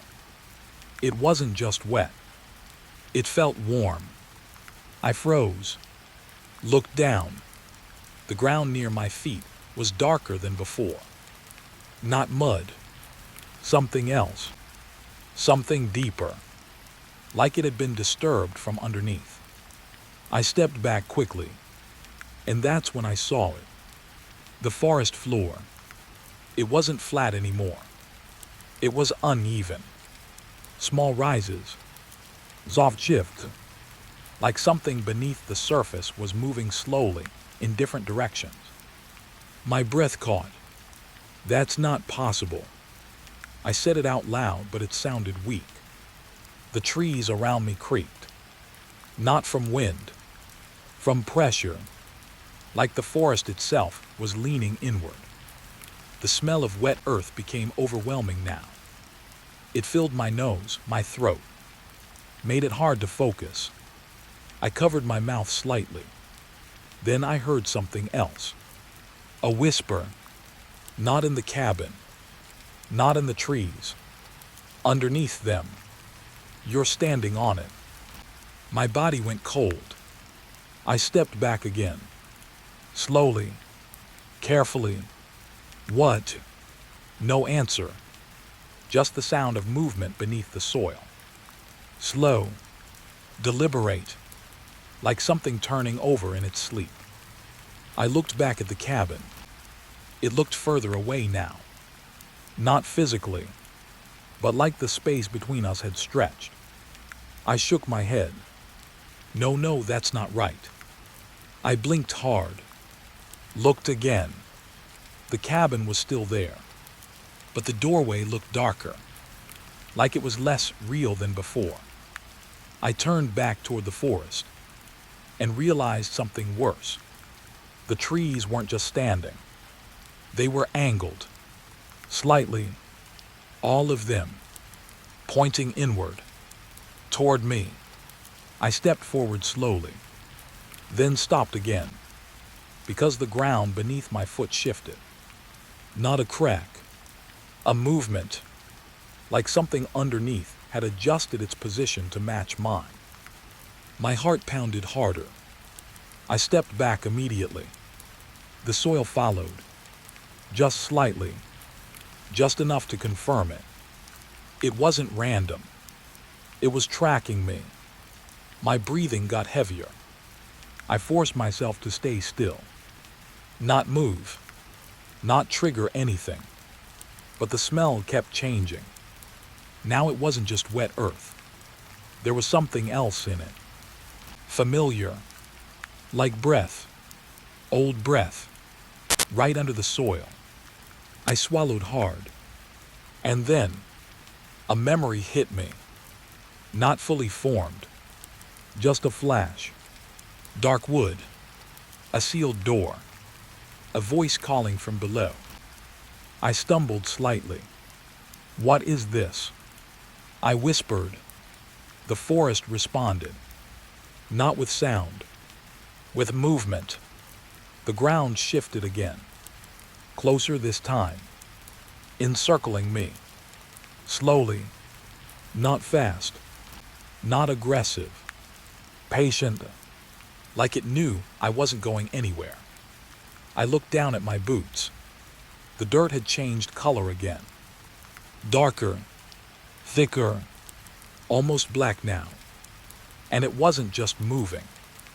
It was rising, barely visible, but rising, like something beneath it was pushing upward. My breath hitched. I backed away slowly, then stopped again, because I realized something terrifying. Every step I took, the ground remembered it, and followed. I turned toward the cabin again. It felt like the only stable thing left, but even it didn't feel safe anymore. The doorway was darker now, almost like it was watching me back. The smell intensified again. Now it was unbearable. My head felt light, unsteady, and then I heard it again. Closer, clearer, not a whisper this time. A voice, my name, but not the way it had been before. This time it was slower, heavier, like it was being spoken through soil. You're walking on us. My chest tightened. No, stop. I said it out loud. But the forest didn't care. The ground shifted again, this time directly beneath me. I stumbled forward instinctively. And the moment I did, everything paused. Completely. The movement stopped. The sound stopped. Even the smell held still, like the forest had taken a breath. Then, a soft laugh. Not loud, not human, coming from everywhere at once. You always move first. My blood ran cold. I backed away slowly again. The soil didn't follow this time. Instead, it waited. Still, silent, like it was watching what I would do next. My mind raced. This wasn't just a forest. It wasn't just a cabin. Something here was aware. Something underneath everything. I looked at the ground again. Then the trees. Then the cabin. All of it connected. All of it listening. I took one slow step back toward the cabin. And immediately, the ground responded. Not following, but reacting. A low vibration moved through the soil. Like a warning. I froze again. The voice returned. Soft now. Closer. Don't leave us. My throat tightened. Who are you?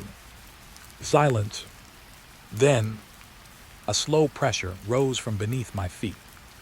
Not breaking the surface. Just pushing upward. Like something was trying to remember how to rise. My breath shook. I stepped back again. The pressure stopped. I realized something then. It wasn't chasing me. It was waiting for me to choose. Stay or leave. But neither felt like escape. Because the forest wasn't separate from the cabin. It was part of it. Connected. Alive in the same way. The smell of wet earth faded slightly. Not gone. Just controlled now. Like it was holding itself back. I looked toward the cabin one last time. And for a second, I swore the door was closer than before. Like it had shifted. Just slightly. Moved toward me. Or maybe I moved toward it without realizing. I swallowed hard and took a slow step forward. The ground beneath me stayed still. But the silence changed. It deepened, like something had accepted my direction. The whisper returned one last time. Soft, almost relieved. Good. And the soil beneath everything began to breathe again. It started above my head. A slow step. Then another. Heavy enough to bend the silence. I stopped breathing without realizing it. Because I knew that sound. It wasn't wind. It wasn't branches. It was weight. Walking. On the roof. I lay still on the cabin floor, staring into the dark ceiling above me. The wood creaked again. Deliberate this time. Like something had paused just to listen. I swallowed hard. No, no, no. My voice came out barely above a whisper. But even that felt dangerous.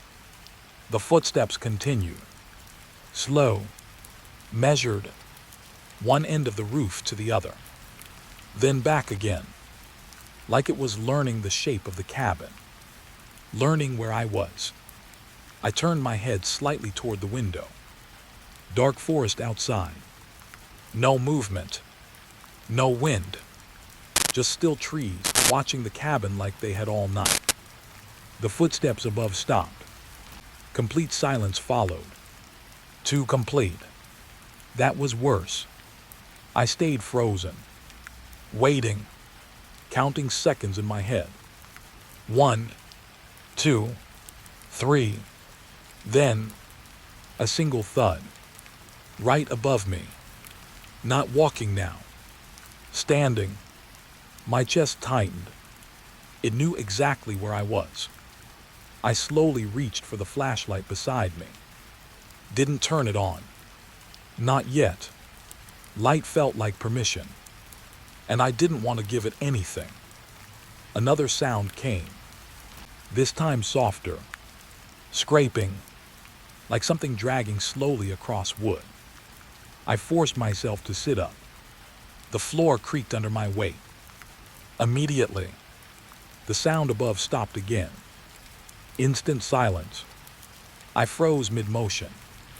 It reacted. To me. I didn't move. Didn't breathe. Then, a faint sound. Closer. Right above the center of the cabin. Directly over me. Something shifted. Heavy. Deliberate. Not walking anymore. Searching. I clenched my jaw. This isn't real. But my body didn't believe me. My heart was already racing. Then the whisper came. Not from outside. Not from above. From inside the cabin. You're awake. I jolted slightly. Looked around instantly. Nothing there. But the voice had felt close. Too close. My hand tightened around the flashlight. I still didn't turn it on. Above me, another step. Slow. Then another. Moving again. But different now. Circling. Around me. Like it had realized where I was and was confirming it. I stood slowly. Careful not to make noise. The floorboards felt louder than my thoughts. The footsteps above slowed. Stopped again. Waiting. I stepped toward the wall. Pressed my ear against it. Nothing. Then, a faint sound. Not above anymore. To the side. I turned slightly. The sound followed my movement. It was tracking me. I backed away slowly. And that's when I saw it. The ceiling above the far corner. A faint shift in the wood. Like pressure from above. Something leaning down. I raised the flashlight instinctively. Still off. My fingers trembled slightly. Then, a sound like nails dragging softly across the roof. Slow. Controlled. Not random. Intentional. I whispered without thinking. What do you want? The moment I said it, everything stopped. No footsteps. No scraping. Nothing. Just silence again. But this time, it wasn't empty. It was listening. I felt it. Like the cabin itself had become aware of the question. A long pause stretched out. Then, a soft reply. From the roof. You already know. My throat tightened. No, I do. I said it too fast. Too defensive. The roof creaked again. Closer now. Directly above the center of the room again. Then a new sound. Different. Not walking. Not scraping. Breathing. Slow. Heavy. Like something had lowered itself and was now just listening through the wood. I stepped back instinctively. The floor creaked. Immediately, the breathing above stopped. I froze again. My mind racing. It responds to movement, to sound, to awareness. I tried something. I stayed completely still, not even blinking. The silence stretched. Then, a soft shift above. It worked. It still knew I was here, but it was waiting for me to move, like it needed confirmation. I slowly lowered myself into a crouch. Careful, controlled. The breathing above returned.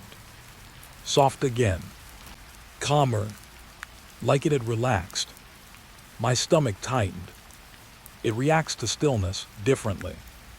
Like it adjusts, learns, adapts. I swallowed hard. Then, a faint tapping on the roof. 3 times. Slow.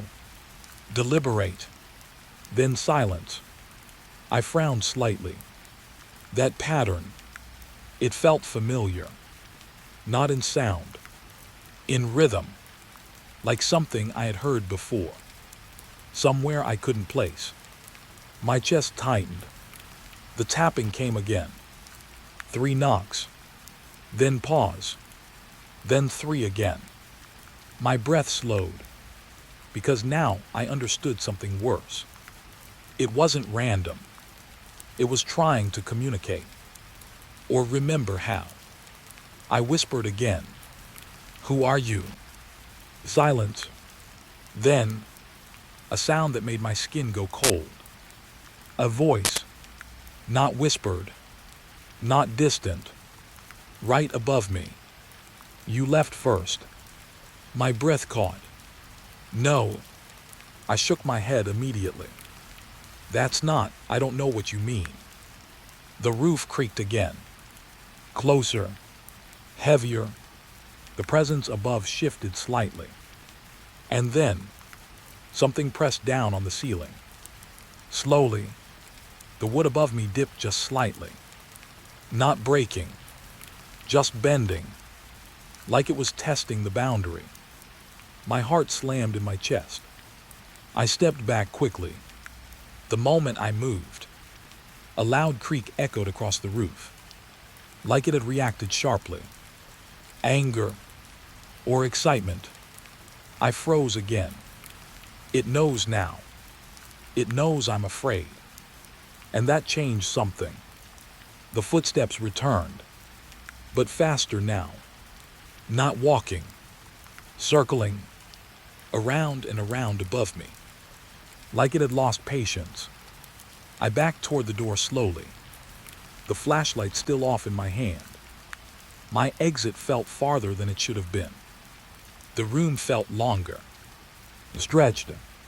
The footsteps above grew heavier, then stopped abruptly, right above the door. My chest tightened. I looked up instinctively.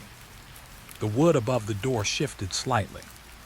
Then, a slow crack. My breath stopped. Something was pushing down, trying to break through. I whispered again, "Stop," but my voice sounded weak, almost meaningless. The pressure increased. The wood groaned. Then, silence. Sudden, sharp. Everything stopped again. I stood frozen, waiting. Then, a soft sound from right behind me. I turned instantly. Nothing, but the air felt different now. Colder, denser. The voice came again. Not above anymore. Not outside. Inside the cabin. Right at my ear. "You came back." My entire body went cold. I didn't move. Didn't breathe. Didn't even blink. Then slowly, I turned my head. The cabin was empty. But I knew now. It wasn't just on the roof. It wasn't just outside. It had already found its way inside. And it wasn't walking anymore. It was learning how to stay still, just like me. The radio wasn't dead. It was waiting. That's the first thought I had when the static returned. Not loud. Not chaotic. Just a soft, steady hum, like something breathing through metal. I sat in the Ranger truck outside the cabin, staring at the dashboard unit. The forest around me felt wrong again. Too still.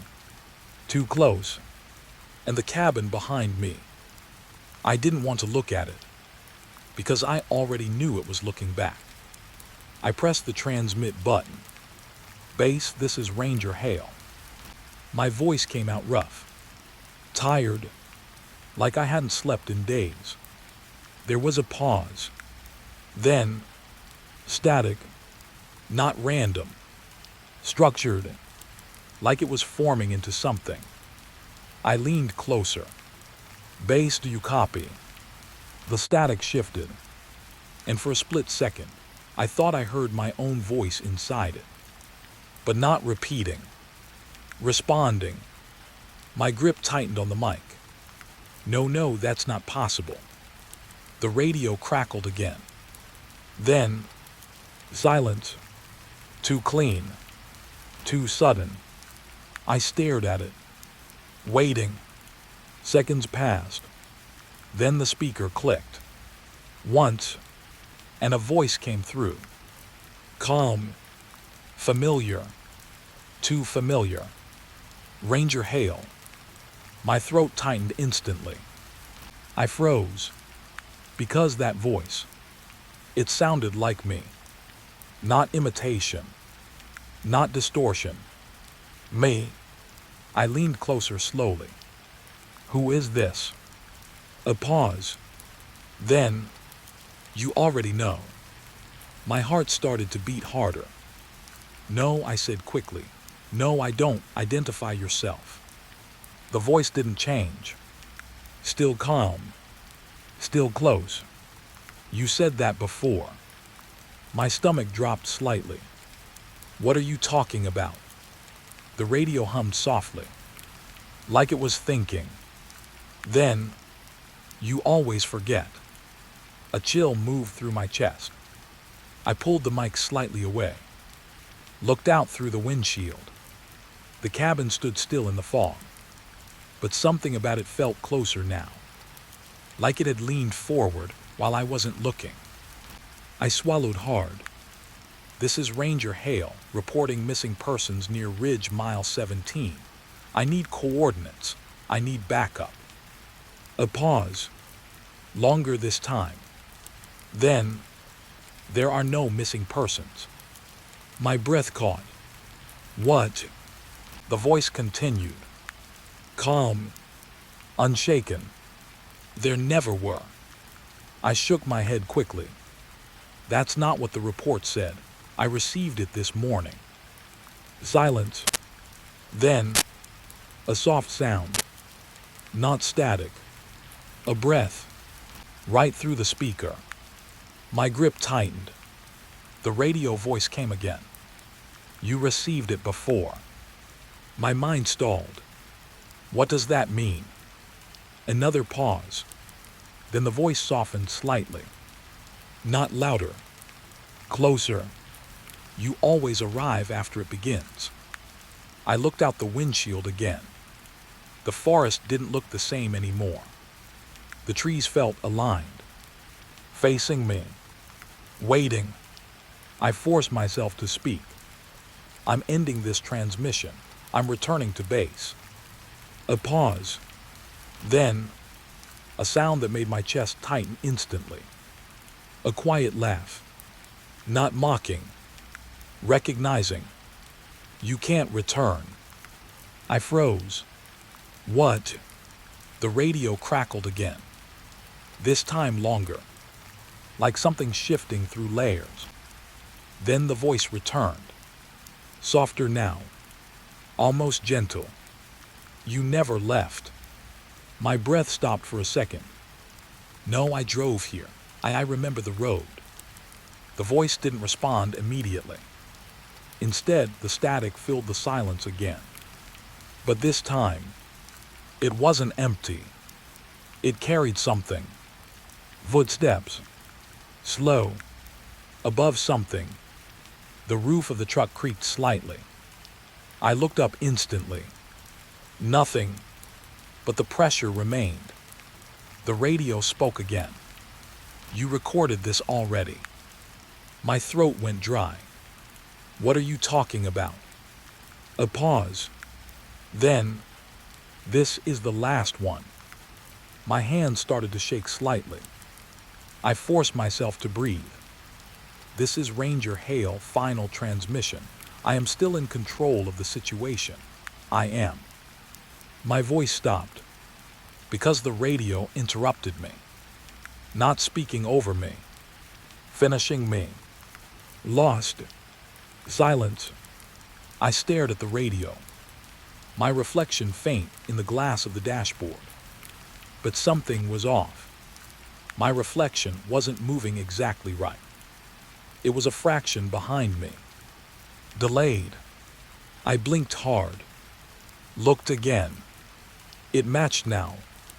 Normal, but my pulse didn't slow. The voice returned, calmer than before, almost final. You should say it properly. I frowned slightly. What? The radio hummed softly. Then, the ending. My chest tightened. I don't understand. A pause. Longer now. Then, the voice spoke again. And this time, it sounded like it was coming from inside the cabin. Not the radio. Not the forest. Inside my head. Say goodbye. My breath hitched. No. I stepped out of the truck. Immediately the forest went silent. Too silent. The cabin stood in front of me. Closer than before. Always closer than before. I looked at it, then back at the radio still on the seat. The speaker was crackling softly now, like it was waiting. I walked a step forward, then stopped, because I realized something. My footprints in the dirt. They weren't there anymore. Just smooth ground behind me, like I had never stepped out. My throat tightened. The voice came again. Not from anywhere. From everywhere. You always forget to leave marks. I backed away slowly. The cabin door creaked slightly open on its own. Just a fraction. Just enough. I shook my head. This isn't real. But my voice sounded weaker now. Less certain. The radio crackled again behind me, and I turned slightly. The speaker was still on, still recording, but the voice had changed tone. Not different words, just clearer. Final. This is Ranger Hale. My blood ran cold, because it was my voice. Recording, not speaking, repeating. I stepped back toward the truck, but the door was gone. Not closed. Gone. The truck wasn't there anymore. Just empty ground. My breathing quickened. No, no, no. The radio continued. My voice continued. Final transmission. Location unknown. Time loop confirmed. No exit path. I stared at it, slowly realizing I wasn't speaking anymore. I was listening to myself speak from something that had already happened. The cabin behind me creaked, and I turned slowly. The door was fully open now. Dark, waiting. The voice inside the radio whispered one last time. Soft, close, almost kind. You always come back when you finish the report. My legs felt weak. I looked at the cabin, then at the radio, then at the empty space where my truck used to be. And I finally understood. There was no final transmission, only the moment I kept recording it. It was too cheap. That was the first thing that felt wrong. I stared at the booking confirmation on my phone, thumb frozen above the screen. Remote cabin, deep forest region, no reviews. No photos. No host history. Just a single line. Instant booking available. And a price so low it felt like a mistake. I remember laughing a little. Not because it was funny. Because it felt like someone was testing me. I should have closed the app right there. But I didn't. Because curiosity is a stupid kind of hunger. And I was already starving for escape. The city had been too loud lately. Too many faces. Too many thoughts that didn't feel like mine. So I booked it. And within seconds, it was confirmed. No waiting. No verification. Just a location pin that didn't look normal. It didn't connect to any road I recognized. Still, I told myself it was just offline data. Old mapping error. Something simple. Something explainable. But the pin kept shifting slightly on the map, like it wasn't sure where it belonged. That should have been my second warning. The drive took longer than expected. Not in distance, in feeling. The roads got quieter the farther I went. Gas stations disappeared. Phone signal dropped to nothing. Even the radio started catching only static and broken voices. At one point, I remember checking my GPS again. It had stopped showing my route. Just a blank gray map, with a single label. Arriving. No address. No destination name. Just that one word. Like it was already waiting for me. I turned off the GPS after that. I don't know why. Maybe I wanted to feel in control again. Maybe I wanted silence. But silence out there didn't feel empty. It felt full, like something was listening through it. The forest began before I expected it. No clear sign. No entering wooded area board. Just a sudden wall of tree on both sides of the road. Tall, close, too organized to feel natural. The branches leaned slightly toward the road. Not randomly, like they were watching traffic pass. I slowed down. My tires crunched over gravel that wasn't on any map anymore. And then I saw it. The turn. No sign. No marker. Just a narrow break in the trees. A road that looked forgotten. Not abandoned. Forgotten. Like even time didn't remember it existed. I stopped the car. Put it in park. Looked at it for a long time. Something about it didn't match the forest around it. The trees were too thick everywhere else. But here, there was space. Perfect space. Like something had been cleared deliberately. I checked my phone again. No signal. Still no reviews for the cabin. Still no photos. Just that same cheap booking confirmation, sitting there like it had been waiting in my pocket for years. I exhaled slowly. Okay, I said out loud, just a cabin. My voice sounded too loud. I drove in. The moment I turned onto the hidden road, everything changed. The forest got quieter. Not gradually. Instantly. Like someone had pressed a mute button on the world. Even the engine noise felt swallowed. The road was narrow. Too narrow. My mirrors brushed close to branches that didn't move like normal branches. They didn't bend. They adjusted, like they were making room for me on purpose. I told myself I was imagining it. That's what I always do when things feel slightly wrong. I drove for maybe 10 minutes. Maybe more. Time felt unreliable inside that road. Then I saw it. The cabin. It didn't stand out. It blended in too well. Wooden structure. Old paint. A porch that leaned slightly forward like it was tired of holding itself up. But what made me stop breathing for a second wasn't the cabin. It was the ground around it. No tire tracks. No footprints. No signs of anyone ever arriving here. Just untouched dirt. Perfect. Like the place had never been visited. And somehow still maintained. My car rolled to a stop. I sat there for a while, engine running. Waiting for something to make sense. Nothing did. I stepped out anyway. The air outside felt different. Heavier. Not cold. Not warm. Just aware.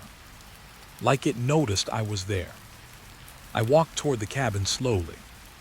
Each step felt louder than it should have. But the ground didn't react. No footprints. Not even mine. That was the first real moment of fear. Not panic. Just that quiet realization that something wasn't recording me properly. I looked down again. Still nothing. I forced myself to keep walking. The porch creaked under my weight when I stepped up. But the sound was delayed, like the wood was deciding whether it wanted to respond. The front door was already slightly open. Just a crack. I didn't remember touching it. I swear I didn't. I pushed it gently. It opened fully without resistance. Inside smelled like old wood, and something else underneath it. Something wet, earthy, like the forest had been kept inside and forgotten. I stepped in. The floorboards were clean. Too clean. No dust. No debris. Just empty space pretending to be unused. There was a table in the center of the room. One chair. Nothing else. No decorations. No signs of life. But the strangest part, everything felt recently arranged, like someone had just left. I walked forward slowly. My fingers brushed the table. Warm. That's what surprised me most. Not the emptiness. Not the silence. The warmth. Like the cabin had been occupied moments before I arrived. I pulled my hand back immediately. And that's when I noticed it. A small notebook on the table. No cover title. Just worn edges. I opened it. The first page had a single line written in shaky handwriting. Don't trust the booking. My throat tightened. I flipped the page. Time doesn't pass correctly here. Another page. The cabin remembers who enters. My breathing slowed without permission. I turned more pages quickly now. Different handwriting styles appeared, like multiple people had written in it, or the same person over a long time. But something was wrong with the dates. They didn't go forward. They went sideways. Repetitive. Looped. Some pages repeated the same entry over and over again. I arrived yesterday. I arrived yesterday. I arrived yesterday. My chest felt tight. I looked up from the notebook. The room felt smaller now, or I had gotten closer to the center without realizing. The chair was no longer empty. It was slightly pulled back, like someone had just stood up. I stepped away instantly. The floor creaked, and from somewhere inside the cabin, a soft sound, like wood shifting. Not outside, inside the walls. I froze, held my breath. The sound stopped. I told myself it was settling wood. Old house noises. That's what people say when they don't want to think harder. But then I heard it again. A slow drag, like something moving behind the wall. Not large, not fast, just aware. I backed toward the door, slowly, careful not to step too hard. The notebook slipped slightly on the table, as if nudged by something invisible. I didn't wait to see more. I turned, walked out, fast, not running, not yet, but fast enough to feel my pulse rising. The moment I stepped outside, I stopped. My breath caught, because my car, it was gone. The road behind me wasn't there anymore. Just trees, dense, unbroken, like nothing had ever driven through them. I turned back to the cabin instantly. The door was closed now. Not slowly, not naturally, just closed, as if it had never been open at all. And in the silence of the forest, one thought arrived that I couldn't shake. I didn't book a cabin. I answered an invitation, and something inside it already knew I would come back. I didn't move. I couldn't, because the cabin was already looking at me. Not in a metaphor way. Not in a feeling watched way. I mean physically. Through lenses I didn't install. Small black dots I hadn't seen before were now everywhere. One in the corner of the ceiling. One inside the broken clock. One in the smoke detector that shouldn't even work. And the worst one was facing me from inside the mirror. I didn't see them all at once. They revealed themselves slowly, like the cabin was deciding I was ready. I took one step back, then stopped, because the mirror reacted. Not my reflection, the camera inside it. A tiny red light blinked. Once, then again. Slow, patient, like a heartbeat learning rhythm. My throat went dry. No, I whispered. My voice sounded too loud in the room. The red light didn't stop. It stayed fixed on me. Not scanning. Not adjusting. Watching. I slowly turned my head. The smoke detector in the ceiling clicked softly. A mechanical shift. Then it rotated slightly. Toward me. Not a full movement. Just enough. Enough to confirm it wasn't broken. I felt my stomach tighten. This is impossible, I said under my breath.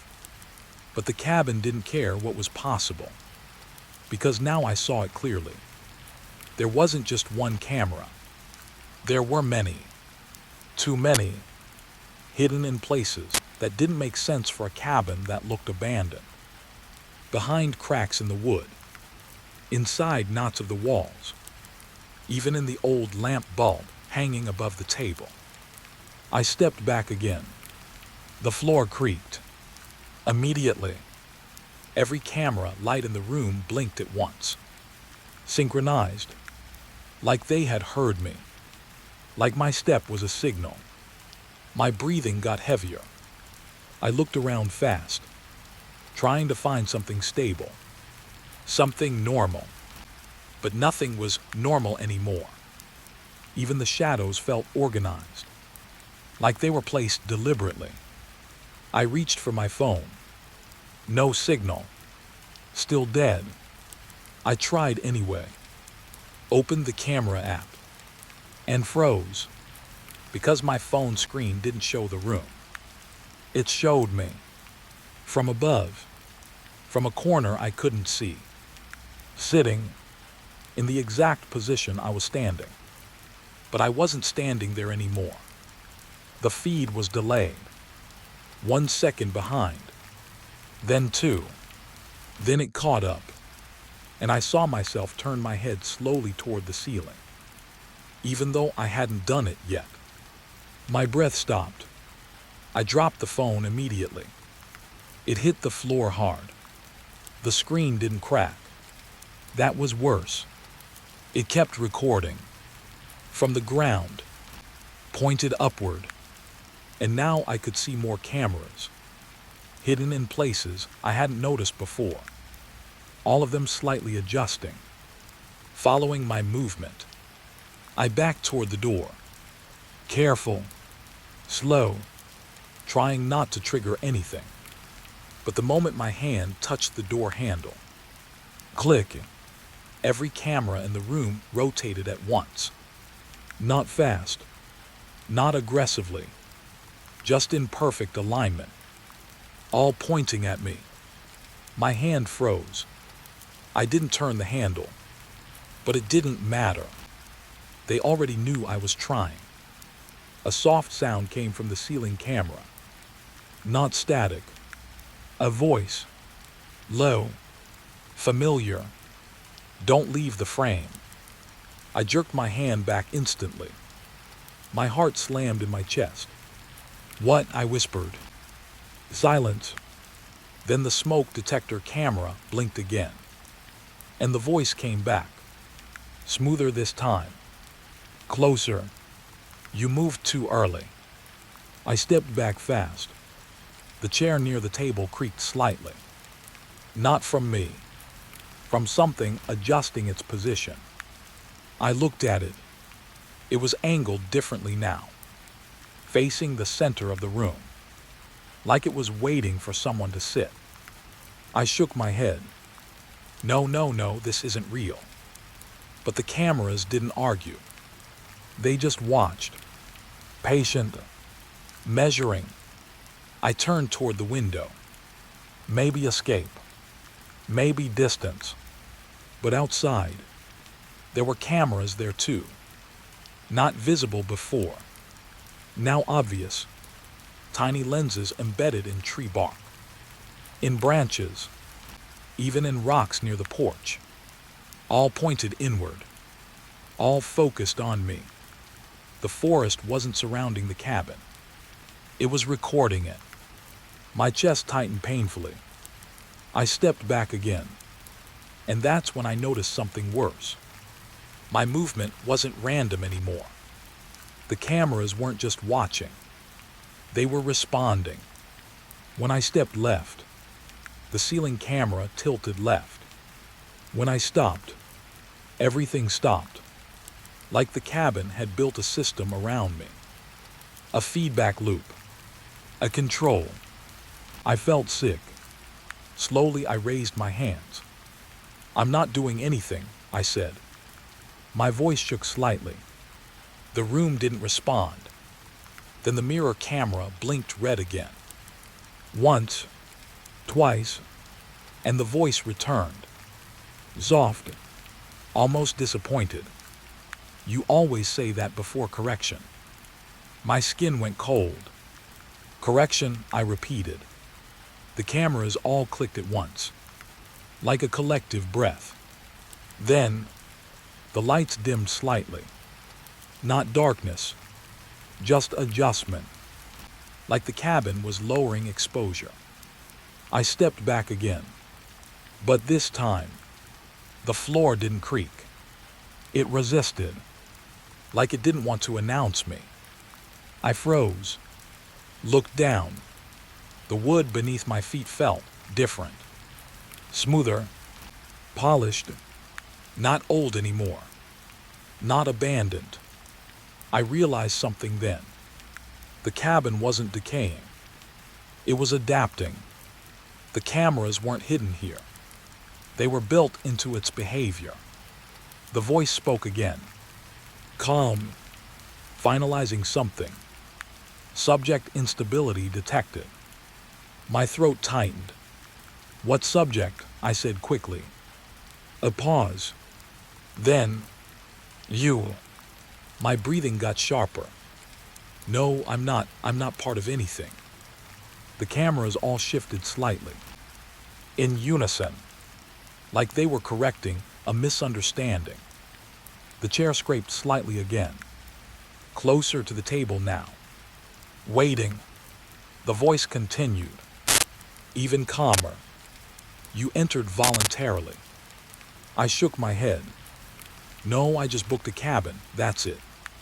Silence. Then the mirror camera flickered, and I saw it. A second feed appeared inside the reflection. Not me, not the room. A different angle. Me walking in. Again. Same moment. Same steps. Looped, but slightly off.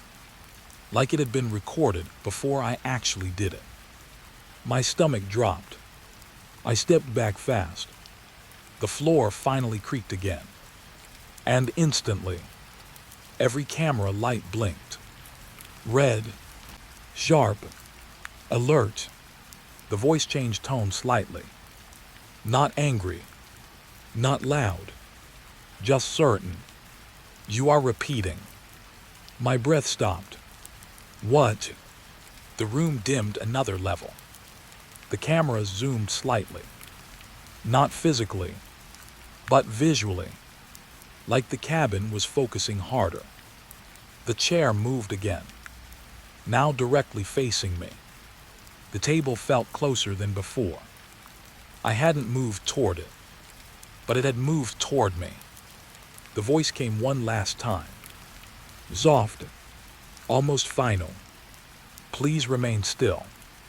My heart pounded hard. Or what? I whispered. Silence. Long. Heavy.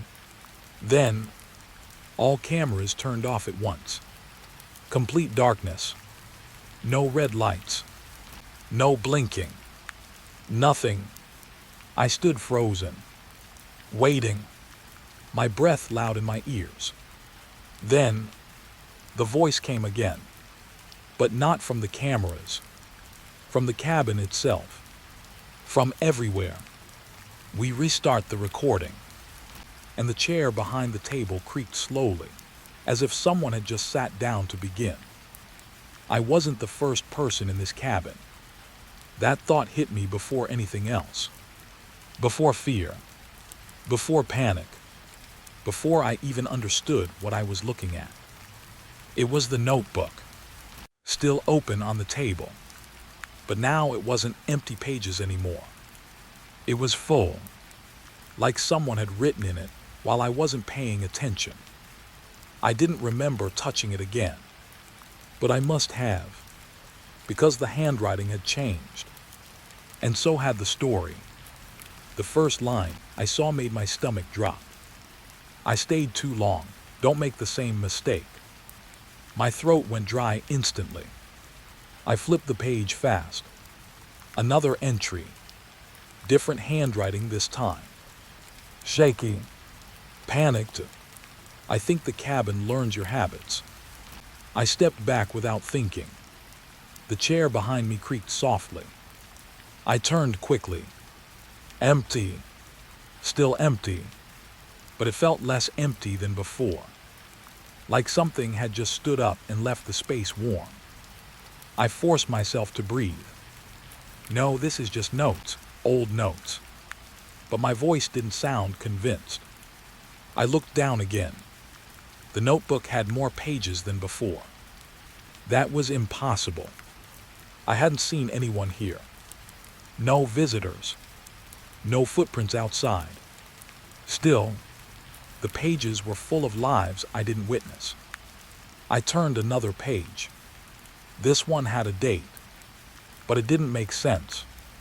It read, Day 1 again. My eyebrows tightened. I flipped faster. Day 1 again.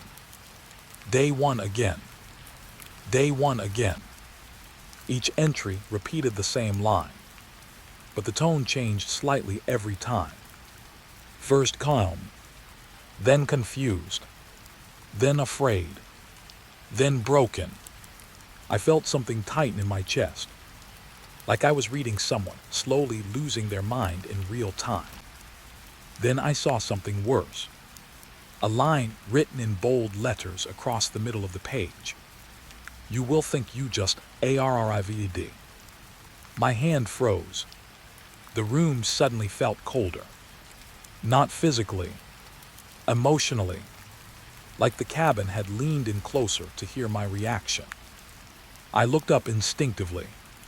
Nothing changed, but I felt watched anyway. I whispered without meaning to. I did just arrive.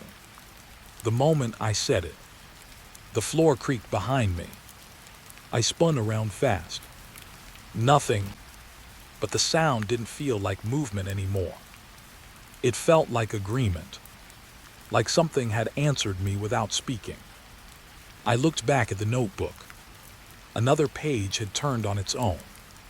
My pulse jumped. I hadn't touched it. I swear I hadn't. The new page had one sentence.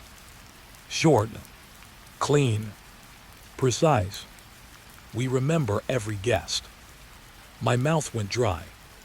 No, I whispered. This is just a cabin, it's just. But I stopped, because I realized something I hadn't noticed before.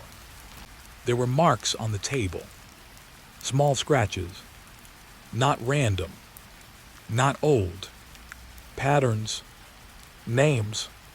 Some scratched so many times they had become grooves in the wood.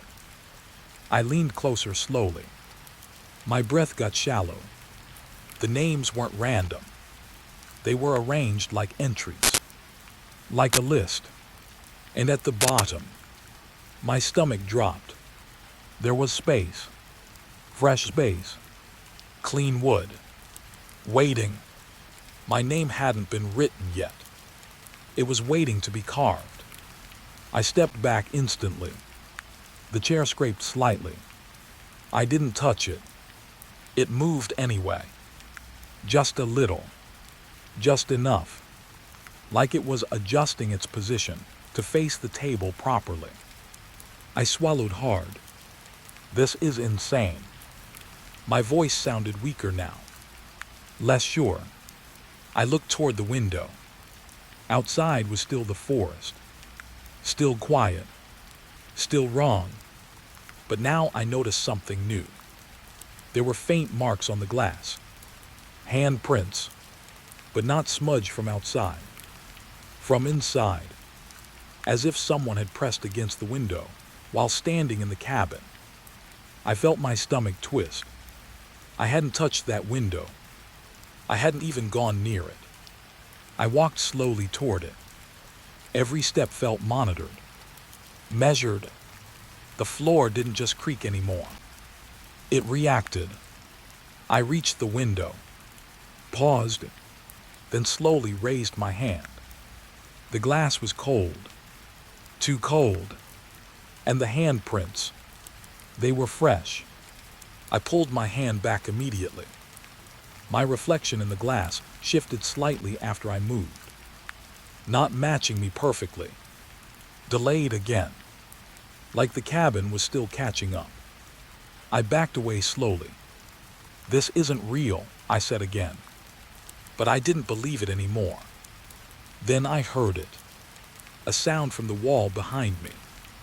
Soft, dragging, like something was moving inside it. Not behind it. Inside it. I froze instantly. The notebook on the table flipped another page. By itself. My heart started beating harder. I didn't look at it immediately. I listened. The sound in the wall continued. Slow, patient, like something packing inside wood. Then it stopped. Silence returned, but not empty silence. Waiting silence. I turned back slowly toward the table. The notebook was open again. And this time, the page had something different. A sketch. Not words. A drawing. It showed the cabin, but not from outside. From above, like a map. And inside the walls. Tiny shapes. Curved. Moving. Like figures trapped inside wood. My breath caught. No, I whispered. That's not possible. But the drawing wasn't finished. There were arrows, all pointing toward the center of the cabin. Toward me. My chest tightened hard. Then I noticed something else. At the bottom of the page, a note, written in neat handwriting. Calm, almost instructional. If you hear movement, do not respond. I swallowed. Another line appeared underneath it. Fresher ink. I heard you move. My blood turned cold. The wall behind me creaked again. This time closer. I didn't turn. I couldn't. Because I understood something I didn't want to accept. The cabin wasn't just remembering guests. It was still hosting them. I stepped slowly away from the wall. The notebook stayed open. Like it wanted me to keep reading. Like it expected me to understand something I wasn't ready for. Then, a new sound came. Not from the wall. Not from outside. From the chair. It shifted again. Slightly. Facing me more directly now. Like it had been waiting for me to notice it was never empty.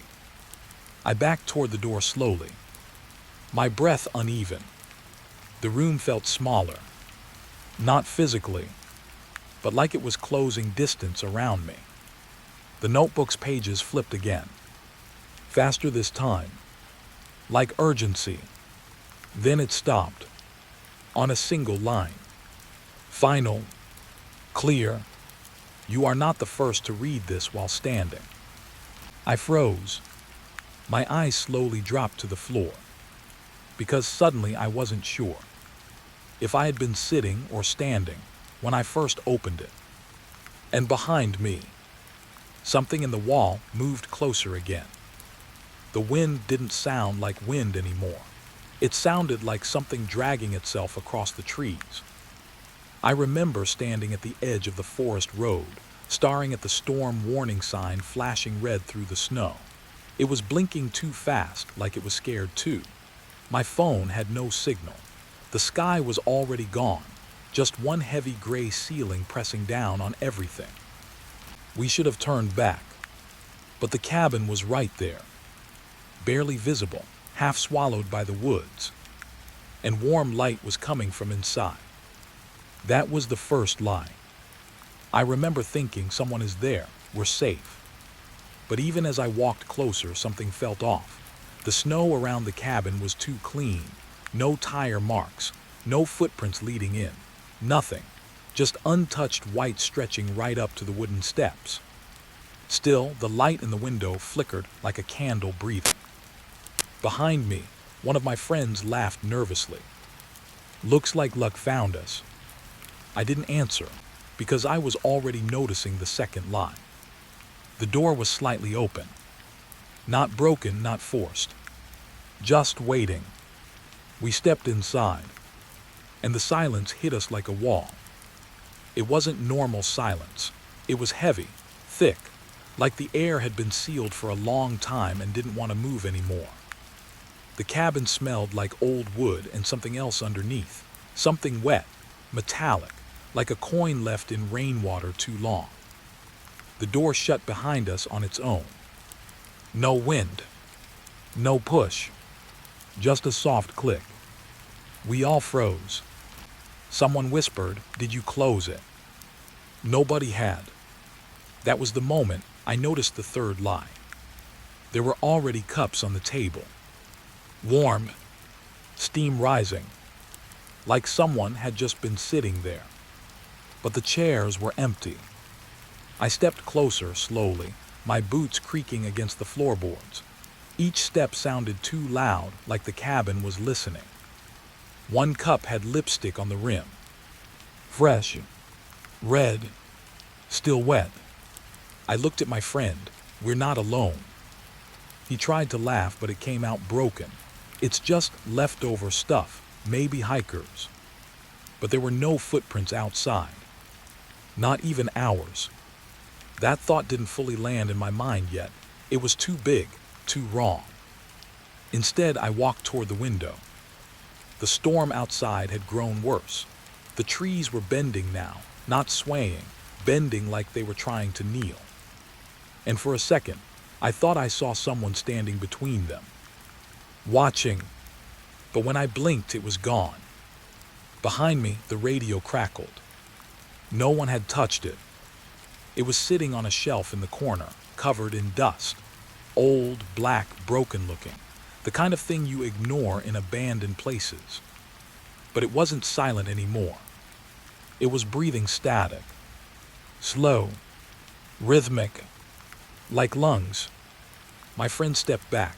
Nope, no, that thing should not be on. He reached for the plug. I stopped him. Don't. I don't know why I said it. Something about the sound felt like it would notice us if we interrupted it. The static shifted. And then, a voice came through. Soft. Male. Close. Finally, we all froze again. The voice wasn't coming from a station. It was coming from the room. From the radio. It repeated slower this time. Finally, someone came. My throat went dry. I looked at the others. Turn it off. But no one moved. Because the voice wasn't random. It said something else next. Something personal. Something impossible. It said my name. Not just my name. The way my father used to say it. That was the moment my stomach dropped. I stepped back instinctively. That's not possible. The radio crackled again, like it was smiling. It's been a long time since you came back. My friend whispered, "Is it recorded?" But I knew it was, because the voice paused after that question, like it was thinking. Then it answered. No. The word felt alive. Heavy. Wrong. And suddenly the cabin felt smaller, like the walls had moved closer.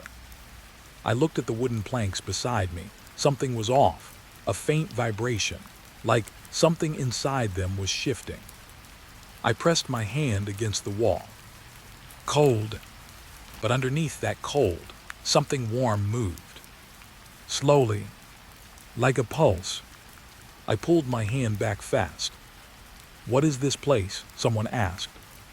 No one answered, because the radio spoke again. And this time, it didn't sound like one voice. It sounded like many layered inside each other. "You brought new ones."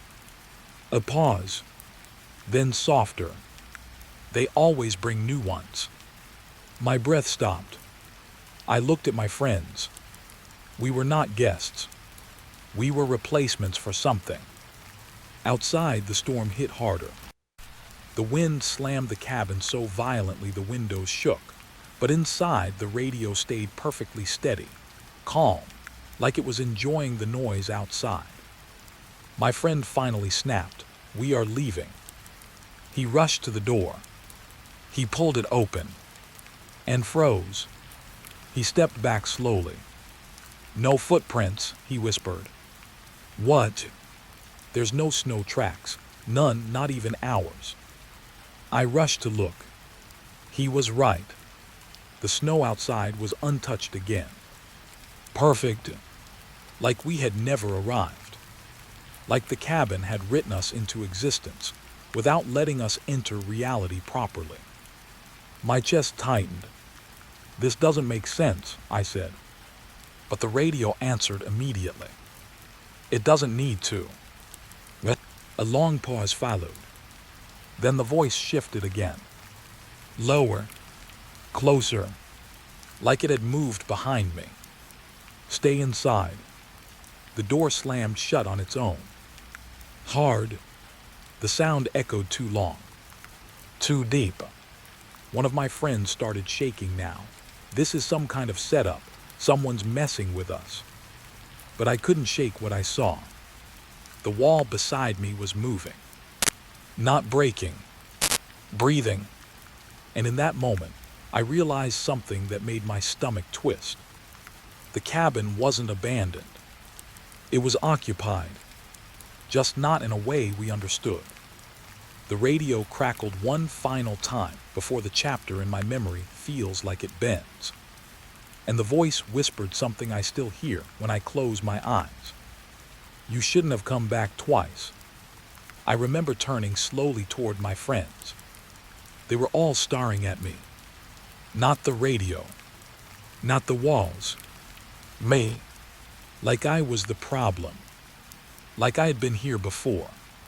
But I hadn't. At least I don't think I had. The storm outside kept screaming. The cabin kept breathing. And somewhere deep inside the walls, something started moving closer. The first time it happened, I thought one of them was playing a joke on me. The door was wide open. Not slightly, not cracked. Fully open. And the cold air from outside was standing inside the cabin like it had every right to be there. I remember just staring at it for a few seconds, not moving, not thinking, because I was sure I had locked it. I had felt the bolt slide into place. Behind me, the cabin was still breathing in that strange way. Soft creaks in the walls. That low, patient silence that didn't feel empty anymore. It felt aware. One of my friends sat up from the floor. His voice was rough. "Why is it open?" No one answered him. because no one had an answer that made sense. I walked slowly toward the door. Each step felt heavier than it should have, like the floor was trying to keep me away from it. The snowstorm outside was still alive, wind tearing through the trees, snow falling in thick, violent sheets. But right at the threshold, it stopped, like the cabin had a line it didn't want crossed. I reached for the handle. Cold. Metal cold. Too cold. And I knew something immediately that made my chest tight. It wasn't just unlocked. It was open from the inside. I stepped back. My friend behind me whispered, "We didn't touch it." That was the problem. We all knew that. The cabin stayed silent for a long moment, like it was waiting for us to admit something. Then the radio in the corner crackled once. Just once. No voice. Just static. But somehow it felt like laughter. We shut the door again, locked it, double-checked it. I even pulled a chair under the handle just in case logic had stopped working here. Then we sat in silence. No one talked about sleep, because something in all of us already knew. Sleep wasn't going to be safe. That night, I woke up to silence. Not normal silence. Wrong silence. The kind where even your thoughts feel loud. The fire had died down, leaving the cabin dim and shadowed. Moonlight came through the window in thin strips, cutting across the floor like pale scars. And the door was open again. Same position. Same exact angle. Like it had never been closed at all. My breath stopped. For a moment, I didn't move. I just listened. Nothing. No wind. No footsteps. No sound of anyone breaking in. Just that slow, patient stillness again, like the cabin was holding its breath with me. Behind me, one of my friends shifted in sleep. Or at least I thought he did. I didn't wake them. I couldn't. I walked to the door alone.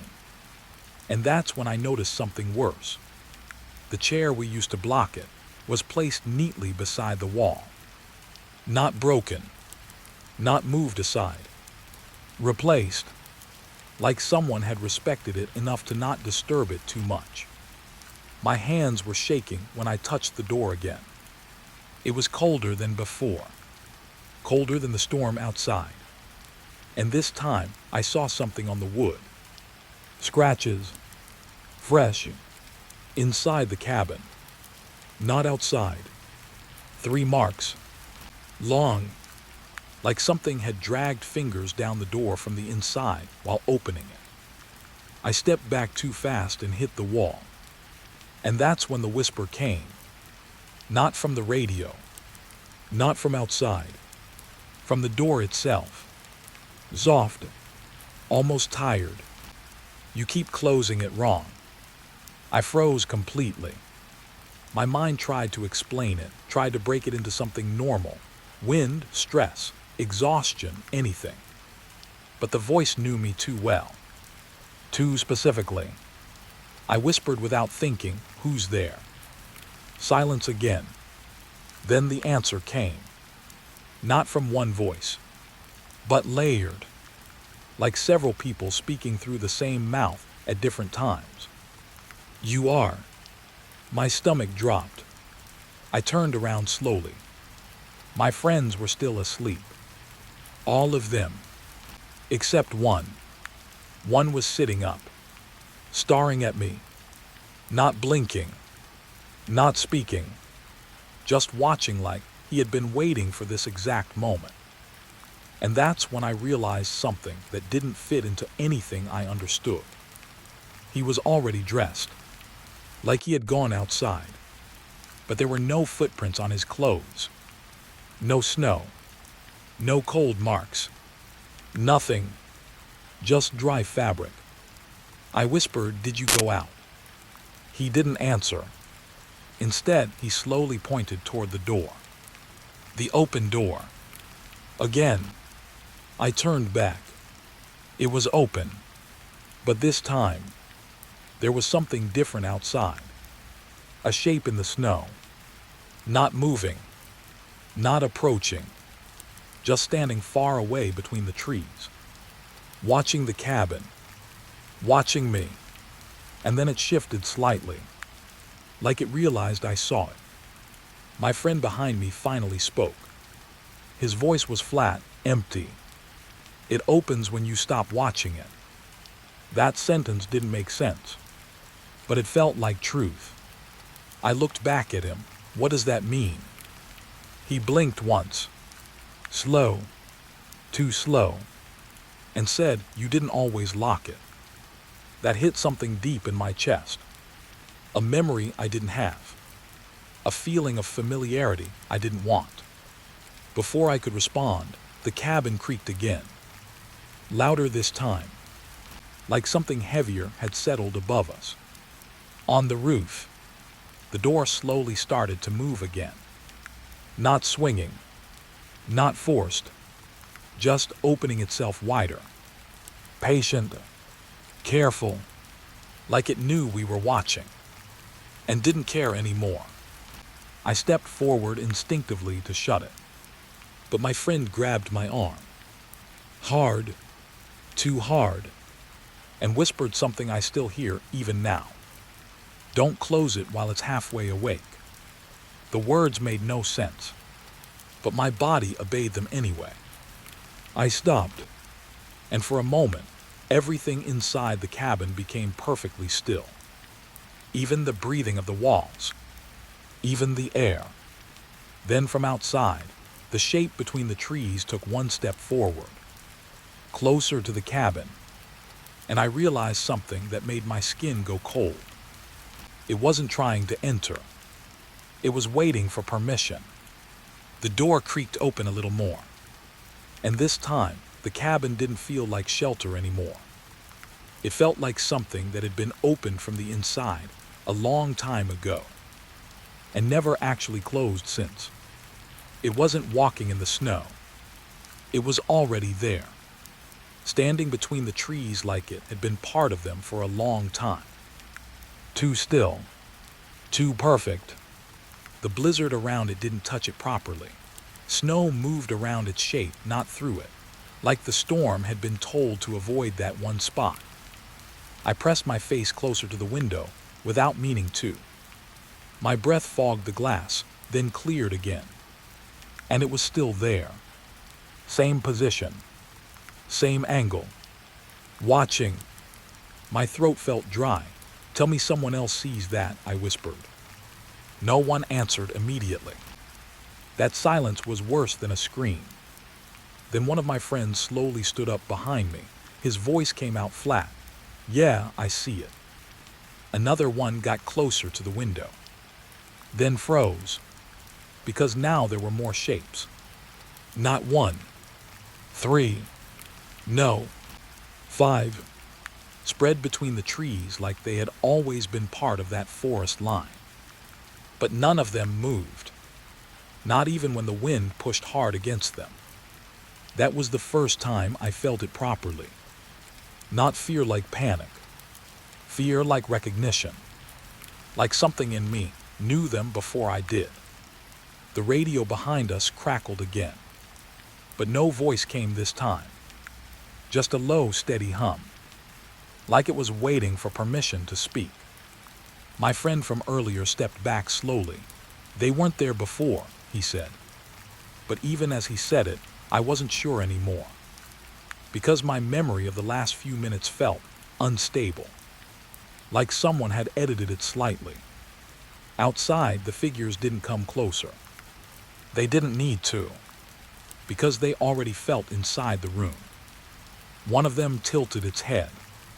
Just slightly. Like it had noticed I was noticing it. And that tiny movement did something worse than attack would have done.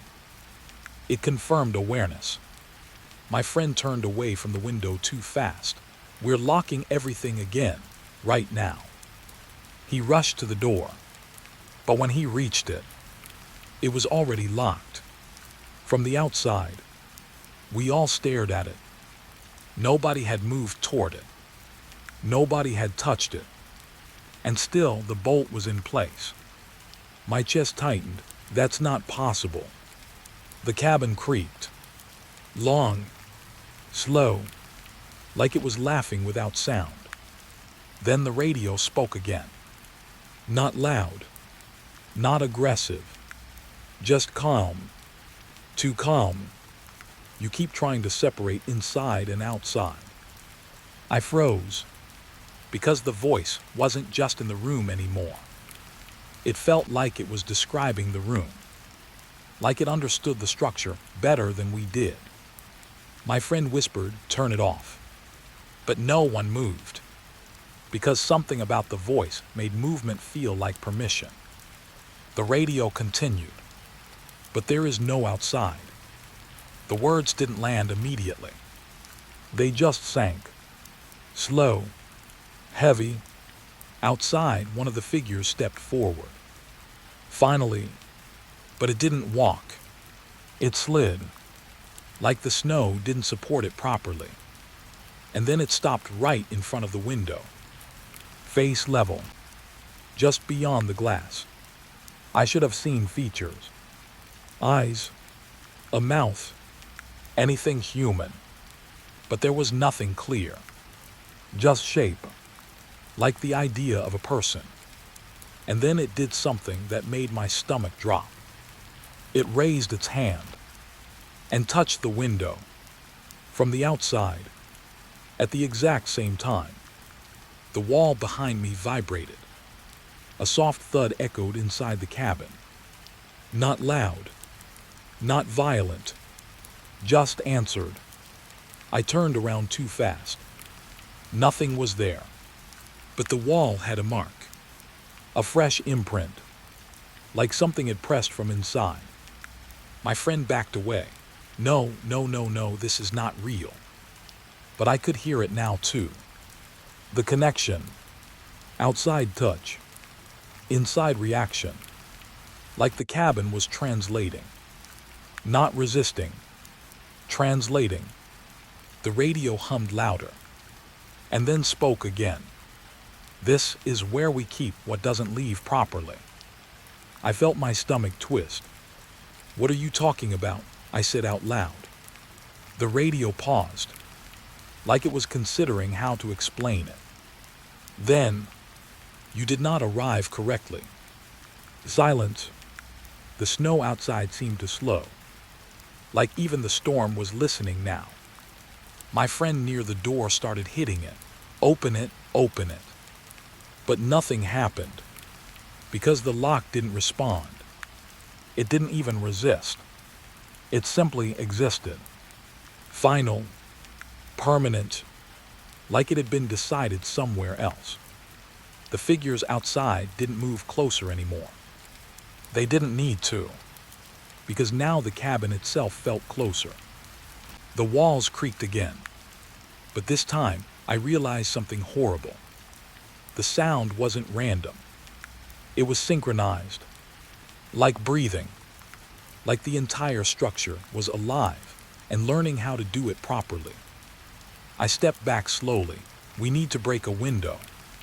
But even as I said it, I didn't believe it would work, because the glass didn't look like glass anymore. It looked thicker, denser, like it had become part of the cabin instead of a barrier. My friend tried anyway. He grabbed a chair and swung it hard. The impact echoed.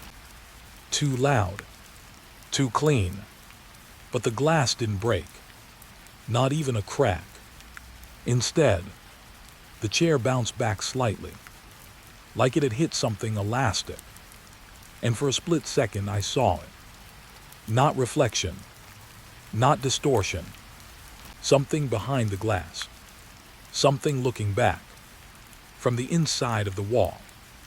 My breath stopped completely, because it blinked, slowly, like it was learning how.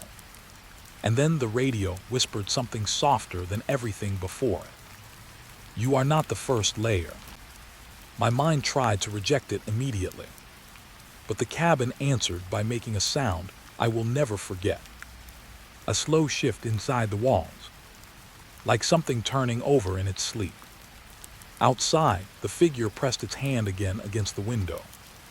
And this time, the hand didn't stay outside. It pushed slightly inward, not breaking through, not forcing, just testing, like the boundary was weakening. My friend near me finally broke. His voice cracked, "We should not be here." And for the first time, I realized something terrifyingly simple.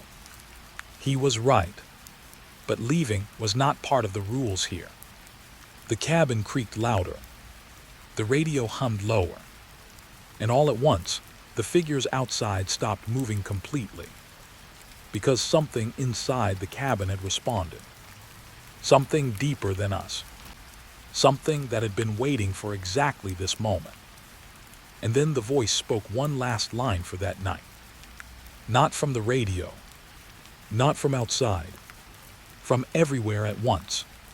Now it knows you are awake. The lights flickered, and the shadows inside the cabin shifted, as if something had just opened its eyes fully for the first time. Morning didn't feel like morning. It felt like the cabin had just stopped pretending it was night. The light outside was wrong, pale, weak, like the sun was tired of looking at this place. I opened my eyes, already knowing something had changed. Before I even moved, I heard it. Silence. Not the usual heavy silence of the cabin. This was emptier. Stripped. Like something had been removed while I was asleep. I sat up slowly. My breath came out in small clouds. The room was cold, but not freezing anymore. More like the cold had settled permanently inside everything. And then I saw it. The door. Closed. For the first time since all of this started, it was fully closed. No movement. No crack. No light leaking through. Just still wood. I should have felt relief. But I didn't. Because something about it felt final. Like a sentence had ended. Behind me, the others were waking up slowly. No one spoke at first. Everyone just sensed it. That something was wrong again. My friend from last night stood up and walked toward the door. He stopped halfway. Didn't touch it. Just stared. "What time is it?" someone asked. No answer. Because no one knew anymore. Time didn't feel like it was moving correctly in this place. I walked toward the window instead. And that's when I saw it. Snow outside. Fresh. Clean. Like the storm had erased everything overnight. But that wasn't the problem. The problem was the ground. Because there were footprints. Only one set. Starting at the door. Leading away from the cabin. Not multiple. Not ours. Just one. Deep. Heavy. Walking straight into the forest. My throat tightened. Where are the others? No one answered. Because everyone was already looking at the same thing. The prints. They didn't split. They didn't hesitate. They didn't return. Just one path. Leaving. Like only one person had ever stepped out of that cabin. My friend whispered, "That's not possible." But even as he said it, something inside me started breaking. Because I couldn't remember leaving last night. Not properly. My memories felt separated. Like pieces were missing in between moments. I walked to the door. Slowly. Carefully. Like it might react. And when I opened it, cold air hit my face instantly. Sharp. Real. But wrong. Because everything outside was too quiet. The storm was gone. Completely. No wind. No movement. Just still forest. And that single trail of footprints stretching into it like a question. Behind me, someone said, "There should be more tracks." I nodded without thinking. Because yes, there should have been. We were not one person. We were not one set of steps. But the snow didn't agree. It only remembered one body, one path, one direction. I stepped outside slowly. The snow under my boots felt solid, real. But as soon as I looked down, I noticed something that made my stomach drop. The edges of the footprints were wrong. They weren't fatting normally. They were sharp, like they had been pressed into reality instead of walked into it. Like something had stamped them there instead of a person making them. My friend followed me out reluctantly. This is some kind of trick, a visibility issue. Maybe wind covered the others. But there was no wind. Not anymore. The forest stood completely still. Even the branches didn't move. Like everything was waiting to see what we would do next. I knelt near the tracks. And that's when I noticed something worse. They were familiar. Not in shape. In rhythm. I had seen this pattern before. Not here, but in something I couldn't place. My mind tried to reject it immediately. But the feeling stayed. Like deja vu that had teeth. Behind me, the cabin creaked softly. I turned back instinctively. It looked normal now. Too normal. Like it had reset itself overnight.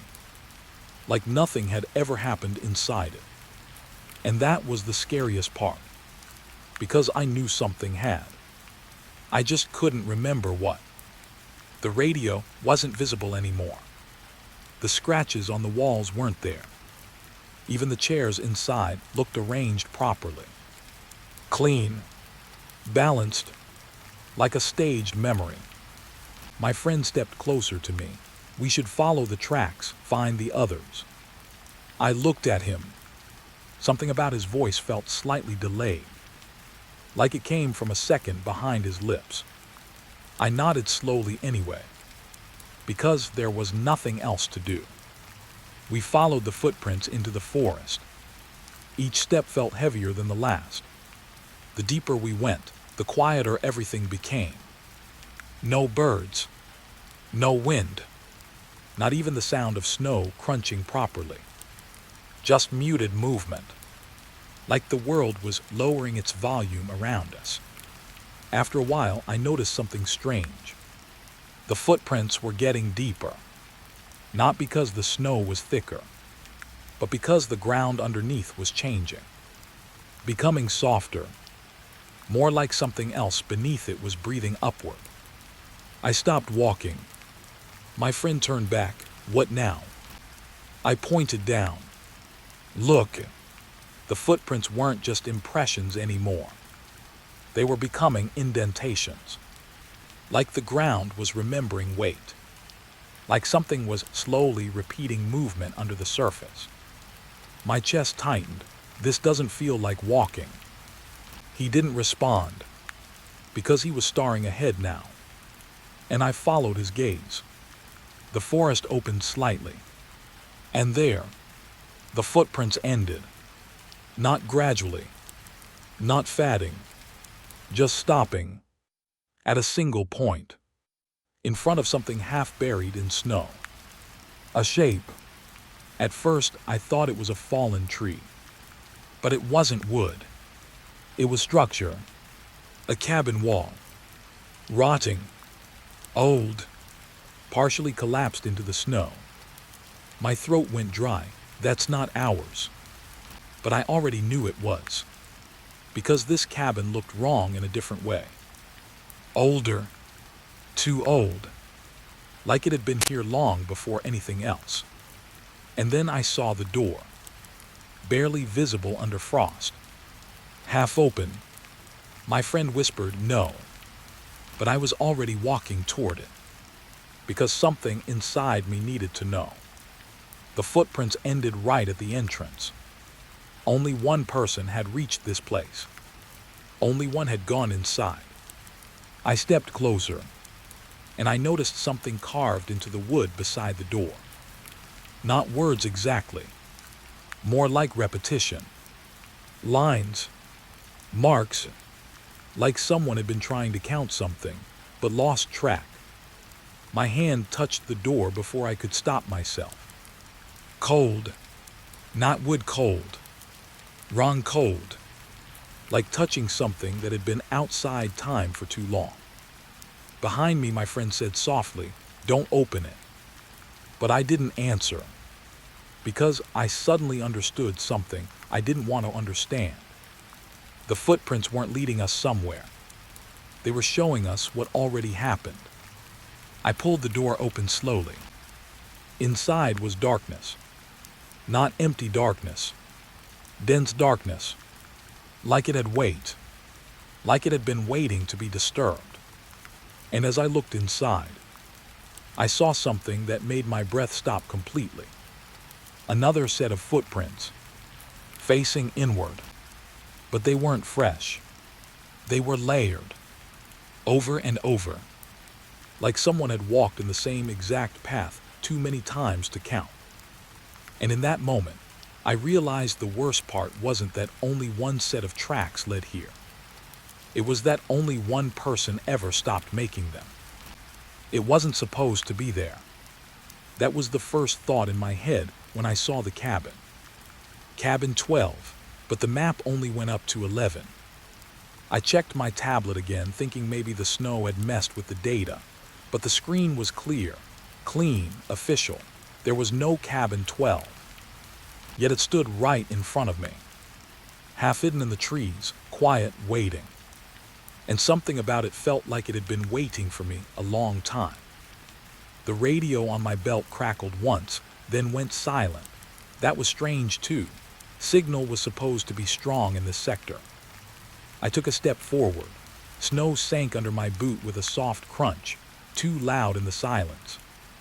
That's when I noticed the second thing that didn't make sense. There were fresh footprints leading up to the door, but no footprints leading away. I froze. My breath slowed without me trying. The air felt heavier the closer I got. I told myself it was probably a mistake in logging, maybe old private property, maybe the records hadn't updated. But I knew that was me lying to myself, because no private property looks like this. The cabin was too clean for something abandoned. The wood was dark, almost polished by time that didn't seem natural. The windows were intact, but I couldn't see inside, not even shadows. Just darkness that didn't reflect anything back. I stepped closer. The wind died completely. That's when I heard it. A soft sound, like something shifting inside the walls. Not loud, not sharp. Just aware. I stopped again, hand hovering near my flashlight. I remember thinking, maybe I should leave. But my feet didn't move. That was the first moment I realized something was wrong with me too. The door had no lock, just a handle, and below it, carved into the wood, were numbers scratched deep enough that they couldn't be accidental. I didn't remember writing that in my report. I reached for the handle anyway. It was warm. That should not have been possible. I pulled. The door opened too easily. Inside, the air hit me like a breath from a closed mouth. Warm, damp, wrong. The cabin smelled like wet wood and something else I couldn't name at first. Then I realized. Paper. Old paper, burned paper, rotting paper. Like documents left too long in a closed room. I stepped inside. The door closed behind me on its own. I turned fast, heart jumping, but the door didn't slam. It just settled, like it had been waiting for that moment. That was when I saw the desk. It was the only furniture in the room. On it, a stack of files. My name was written on the top one. Not printed. Written. In my handwriting. My throat went dry. I didn't remember bringing anything like that. I opened the file. Inside were inspection notes. Mine. Every detail matched reports I had not written yet, dates I hadn't reached, places I hadn't visited. And at the bottom of the page, one line that made my stomach drop. Inspector will arrive alone. He always does. I stepped back so fast the chair scraped the floor behind me. But there was no chair. I turned. It was gone. The desk was still there, the files still there, but the chair had vanished like it had never existed. My breathing got louder, too loud, like the cabin was listening through my lungs. Then I noticed something worse. There were more files now. I hadn't touched them, but they were open. New pages, new handwriting, same as mine, but slanted slightly differently, like written under pressure. One line was repeated over and over again. He will try to leave. He will try to leave. He will try to leave. My hand shook as I turned another page. There was a sketch of the cabin from the outside, but drawn from an angle that shouldn't exist, as if someone was watching it from above the trees. Except there were no trees high enough for that view. I swallowed hard and forced myself to look away. That's when I heard the sound again. Inside the walls. Closer now. Like something moving slowly between wooden ribs. I stepped toward the wall without thinking, and pressed my ear against it. Nothing at first. Then, a whisper. Not words. More like breath trying to become speech. I pulled back instantly. My heart was pounding so hard, I thought it might break through my ribs. No, I said out loud, even though no one was there. That's when the radio on my belt turned on by itself. A burst of static. Then a voice. Mine, but older. Tired. We told you not to come back. I ripped the radio off my belt and dropped it on the floor like it burned me. The voice continued anyway, even without the device, coming from the cabin itself, from everywhere at once. I backed toward the door. My hand hit it. Locked. I froze. I had not locked it. I had not even touched the latch. The handle was gone now. Just smooth wood, like it had never existed. That's when I realized something that made my stomach twist harder than fear. There was no inside knob, no way out from this side. The cabin was designed so you could only enter, not leave. The whispering in the walls grew louder, not chaotic, organized, like it was learning me. My name came next. Zoft, right behind me. I turned. Nothing, but the air felt different there. Thicker, like someone had just stepped out of it. I backed away slowly, every instinct screaming at me to run, even though there was nowhere to go. That's when I saw the files again. New page on top. Fresh ink. One sentence. You are inside now. The room felt smaller after I read it. I don't know how that's possible, but it did. The walls felt closer, the ceiling lower, the air heavier. I started knocking on the door. At first slow, then harder, then desperate. No response, only the whispering behind the wood. And then, a sound I will never forget. A knock back, from inside the door. 3 slow taps, like an answer. My hand dropped. Everything in me went still. Because that wasn't imitation. That was recognition. Something in there knew exactly how I was trying to escape. And it was responding. I stepped back shaking. The files on the desk flipped on their own. Pages turning without wind. Stopping on a new entry. A photograph. It was me. standing outside the cabin, taken from inside. I hadn't been there long enough for someone to take it. Unless I stopped that thought before it finished. The whispering in the walls got closer again. Not around me now. Above me. Below me. Inside every direction at once. The cabin wasn't holding me. It was arranging me. Like something being placed into position. My breath came shallow. I looked at the ceiling. And for a split second, I swear I saw it. A shape pressed against the wood. Not breaking through. Just aware of me through it. Like the cabin wasn't a structure. It was skin. I don't know how long I stood there. Time felt wrong. Stretching. Looping. Repeating. Then the radio crackled again on the floor. Even though I had removed the battery. The voice returned. Calm now. Closer than before. You've seen it now.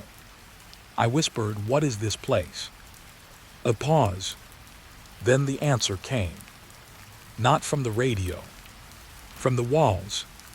We are what you leave behind when you forget to leave. The door creaked slightly. Just a fraction. Not opening. Not closing. Just reacting. Like it was breathing with me. And that was the moment I understood the real horror. The cabin wasn't trapping me. It was recording me. And somewhere in this place, there were already versions of me who had tried to leave and failed enough times to learn how to stay. The whispering stopped suddenly. Everything went silent. Too silent. Then the desk drawer opened on its own. Inside was a single blank page. Waiting. Fresh ink beside it. As if expecting me to continue the story. And for the first time since I arrived, I wasn't sure if I was the inspector or the report. The floor wasn't supposed to sound like that. That's what broke me first. One step near the kitchen table, and the wood answered back with a hollow echo. Not solid, not stable, like something empty was hiding just under it. I stopped breathing for a second. Then I stepped again. Same sound. But this time, it was louder, like the floor was getting used to me. I looked down slowly. The boards were old, dark, scratched. Nothing unusual at first glance, but my eyes kept locking onto one thing. A faint seam running across the room. Too straight to be natural. Too clean to be damage. I knelt down and pressed my fingers against it. Cold. Not wood cold. Metal cold. That's when I understood. There was something under the floor. A second layer. A hidden space that wasn't in any blueprint I had seen. My stomach tightened. I told myself it was just an old maintenance hatch. But there was no handle. No screws. No visible way in. Still, the seam was real. And it ran through the entire cabin. Like the house was built on a secret, it was trying very hard not to show. I stood up too fast. The room tilted slightly, like it didn't like that I noticed. I walked toward the wall and checked my tablet again. No updated floor plan. No basement. Nothing. Just a simple structure. Cabin 12. Single level. That was the official record. But the cabin in front of me felt heavier than one floor. Like something was pressing up from underneath it. I started tapping along the boards with my knuckles. Slowly. Listening. Most areas sounded solid. But near the center of the room. A different sound. A dead sound. No echo. No depth. Like knocking on something that wasn't meant to be heard. I stopped there. My pulse felt too loud. I pressed harder. The wood gave a soft vibration in return. Not resistance. Response. That's when I knew I was no longer alone in this investigation. Something was reacting to me. I grabbed my tool kit from my bag and forced myself to stay calm. Just an inspection. Just documentation. That's what I kept telling myself. But my hands were already shaking. I slid a small blade into the seam. The moment metal touched it, the entire cabin made a low sound. Not loud, not sharp, just aware, like a throat clearing in a silent room. I froze, waiting. Nothing happened. So I pushed gently, and the floor shifted. Not opening, not breaking, just loosening, like it had been waiting for permission. I pulled the blade out fast. My heart hit my ribs hard. This wasn't normal construction. No cabin in a remote zone should behave like this. I stepped back. The seam was wider now, barely visible before. Now it looked like a thin black line breathing across the floor. And from somewhere below, a faint sound came up. Not a knock, not a scratch. Something slower, like movement dragging through dust. I didn't want to hear it again, but I listened anyway, because that's what fear does. It makes you curious before it makes you smart. I grabbed the radio from my belt. Static only, still broken, still useless. But then, a whisper came through it anyway. Not a voice, more like language forming itself inside the static. My name again. Soft. Familiar. Too familiar. I dropped the radio instantly. It hit the floor and rolled toward the seam, and stopped right on it, perfectly centered, like it belonged there. That detail messed with my head more than anything else, because nothing should align that perfectly in chaos. I stepped closer again, slower this time. The floor under the radio vibrated slightly. Not from impact, from underneath, like something had noticed the object resting on top of it, and didn't like it. I bent down carefully and picked the radio up. The moment I lifted it, the vibration stopped. Complete silence followed. Too clean, too sudden, like something had paused, waiting for my next move. I swallowed hard. I know you're there, I said quietly. Stupid thing to say, but I needed to break the silence. The cabin responded immediately. Not with sound, with temperature. The air dropped by several degrees in a single breath. My skin tightened. My fingers went numb, and the seam in the floor darkened, like it was opening its eyes. I backed away fast, but the sound came back, louder now. Not above, not around, below, directly under my feet. Something was moving. Not fast, not chaotic, patient, like it had time, like I didn't. I grabbed a chair and slammed it into the floor. Hard, the wood cracked slightly, and for a split second, I saw it. A thin gap, a sliver of darkness beneath the cabin. Not earth, not basement, something deeper, something structured. And inside that darkness, movement stopped. The moment I looked, like it knew I had seen it. My throat went dry. I stepped back slowly. The chair fell out of my hands. And then, a sound came up through the floor. Not a growl, not a voice. A knock. One single knock. Exactly where I was standing. I moved immediately. The knock followed. Same rhythm, same position, like it knew where I would be before I did. That's when I realized something worse. It wasn't reacting to sound. It was reacting to me, to my weight, to my presence. The cabin wasn't a building. It was a sensor, and whatever was underneath was listening through it. I moved toward the wall. The knocking followed again, perfectly timed. I stopped. It stopped.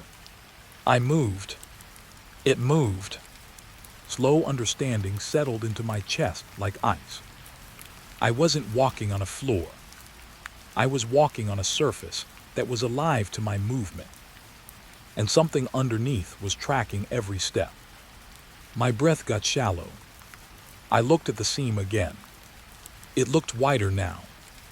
Or maybe my mind was just finally accepting what it was seeing. A divide between what I could see and what I was standing on top of. I knelt down again, slower this time, pressing my ear close. I didn't want to, but I needed to confirm it. At first, nothing. Then, a sound I wish I could unhear. Breathing. Not human. Too slow. Too layered. Like multiple lungs moving at different rhythms. And beneath that breathing, a faint scraping sound. Like something writing against wood. Or metal. Or bone. I pulled back instantly. My heart was hammering now. I couldn't tell if I was inside a cabin or on top of something that was trying to become one. I stood up quickly and backed toward the door. Instinct. Escape. Even though I already knew there was none. The floor creaked behind me. I turned. The seam had widened again. Just slightly. But enough. Enough to show darkness underneath. And in that darkness, something moved closer. Slowly. Curiously. Like it had been waiting for me to finally notice it. I stepped back again. My heel hit something solid. The door. But when I reached for the handle, it wasn't there. Just like before. No exit. Only sealed wood. And behind me, the floor gave one last sound. Not a knock this time. Not movement. A single word. Soft. Clear. Almost gentle. Stay. And the cabin went completely still. Not silence. Not peace. Something worse. Attention. And I understood then. The floor wasn't hiding something beneath it. It was holding something down. And I had just woken it up. I shouldn't have written that last report. That thought hit me the moment I saw my own handwriting fade on the page, like the ink was being absorbed into the paper instead of sitting on it. The cabin was quiet again. Too quiet. Not the normal kind of silence. This was the kind that listens back. I sat at the desk, staring at the file in front of me. My final report. That word felt wrong. Final for who? Me or whoever reads it after me. The page was already half filled when I found it. I don't remember writing most of it, but it had my signature at the bottom. Clean, confident, like I knew exactly what I was doing. I didn't. The first line made my stomach tighten. Inspector confirmed integration phase beginning. I pushed the paper back like it might bite me. Integration phase. That wasn't inspection language. That wasn't even human language. A sound came from the wall behind me. Soft scratching, like a pen continuing the report on its own. I froze, slowly turned my head. The wall looked normal, but I knew better now. Normal didn't mean safe in this place. I stood up and walked toward it anyway, because that's what fear does. It makes you investigate the thing you already know will break you. I pressed my hand against the wood. Warm, not room temperature. Warm like skin. The scratching stopped instantly, like it knew I was listening. I pulled my hand back fast and saw something new on the wall. A line of writing had appeared under my fingers. Fresh, wet ink. I am still writing. My breath stopped. That wasn't possible. I backed away, shaking my head slightly, like that would reset reality. No, I whispered. No, no, no. The radio on the desk crackled again, even though it had no battery, even though I had smashed it earlier. A voice came through. Mine, but slower now. More tired. You keep trying to separate yourself from it. I stepped back toward the door without thinking. The voice continued. But there is no separation. The lights flickered. Not electrical lights. There were no real lights in this cabin. Just that strange, dull glow that seemed to come from nowhere and everywhere at once. The report on the desk turned a page by itself. I didn't touch it. I swear I didn't touch it. But the next page was already written. And it was worse. Subject reports cognitive resistance decreasing. Subject, not inspector, not me. Subject, my throat went dry. I grabbed the paper and ripped it. It didn't tear like paper. It stretched, like it didn't want to break, like it was connected to something behind it. I let go instantly. The paper snapped back into place on the desk, whole again. Perfect, unharmed, like it had never been touched. I stumbled back. My foot hit something on the floor. A chair. I don't remember there being a chair there. I looked at it closely. It was the same chair from earlier, the one that disappeared, but now it had something carved into the backrest. My name, not scratched, not etched, built into the wood like it had always belonged there. I sat down without meaning to. That's the worst part. I didn't choose it. My body just accepted it, like the cabin had decided I was done standing. My hands were trembling. I looked down at the report again. New line appeared. Subject seated for documentation continuation. My heart started pounding harder. I stood up fast again. Chair scraped behind me. And the moment I stood, a sharp pain hit the back of my neck. Not injury. Recognition. Like something inside me had been pulled slightly out of place. I gasped and reached back instinctively. Nothing there. But I felt it. A shift. A small internal misalignment.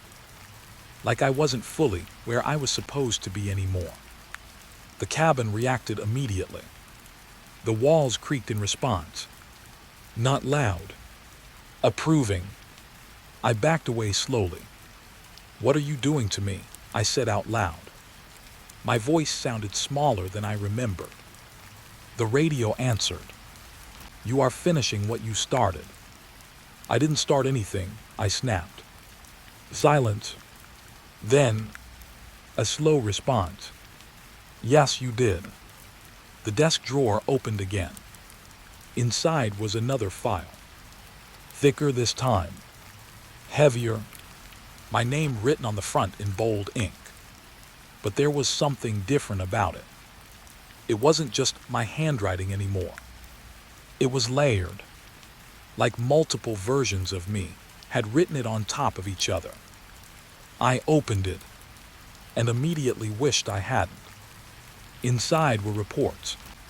Dozens. All mine. Different dates. Different versions of the cabin. Different outcomes. Some ended with me leaving. Some ended with me staying. Some ended mid-sentence. But every single one had the same final line.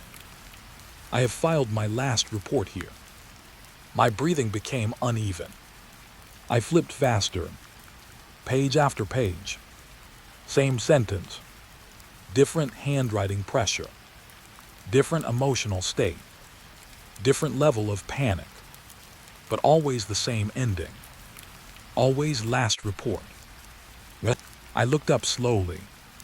The cabin felt closer again. Smaller, like it was compressing around me.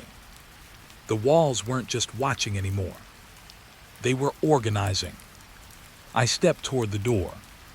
It still had no handle. Still sealed. Still wrong.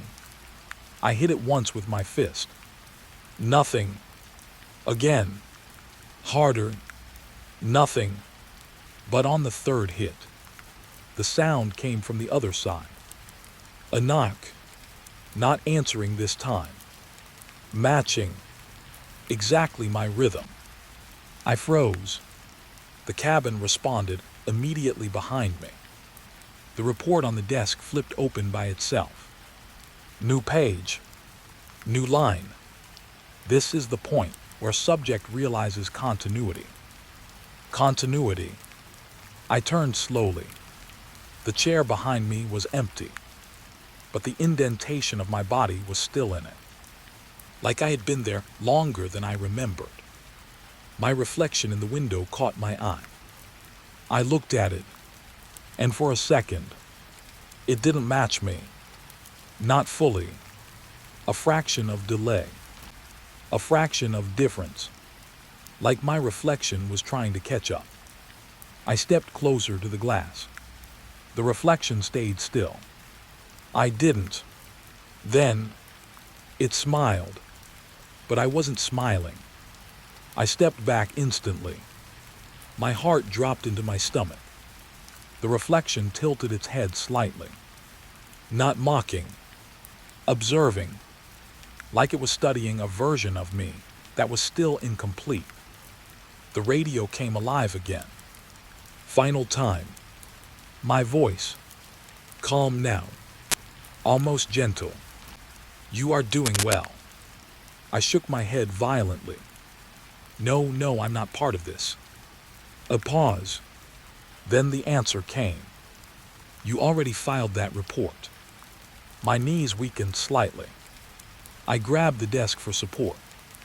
The ink on the report in front of me started spreading again. Not writing.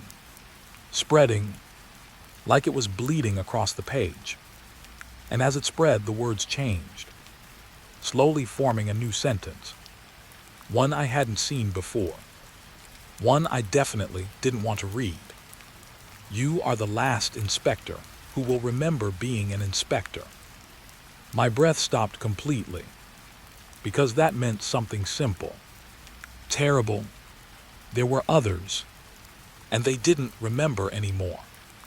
The cabin wasn't killing people. It was editing them. The walls creaked again. Closer. I felt it this time. Not outside. Inside. Like the structure wasn't surrounding me anymore. It was becoming me. The report on the desk flipped one final time. Blank page. Waiting. Ink beside it. Patient. And for the first time, I wasn't sure if I was writing the report, or if the report was writing me. But my hand moved anyway. The snow wasn't supposed to lead me anywhere. That's what I kept telling myself as I followed the thin trail cutting through the trees. According to every official record, this place didn't exist. According to the locals I spoke to earlier, it had been burned down years ago. And yet here I was. My radio crackled once, then went silent again. No signal out here, no backup. Just me, my boots sinking into fresh snow, and a cabin that shouldn't have been standing. I stopped for a moment and looked up. That's when I saw it. Between the trees, half hidden by falling snow, a shape, wooden, old, leaning slightly like it was tired of standing. A cabin. My breath slowed without me asking it to, because something about it felt wrong in a way I couldn't explain yet. Not abandoned, not ruined, just waiting. I checked my notes again. Cabin location, unverified, no registry entry, no land ownership file. That line had bothered me since morning, but now it felt heavier, like it meant something I wasn't ready to understand. I stepped forward. Each crunch of snow under my boots sounded too loud, too close, like the forest was listening back. As I got nearer, I noticed something strange. There was no smoke coming from the chimney, no footprints leading in, no animal tracks around it. Nothing, just untouched snow, and a door that looked recently cleaned. That was the first real contradiction. Locals said it burned down, completely, years ago. A fire so bad they never rebuilt anything here. Some even refused to come near the area after that. But this wasn't burned.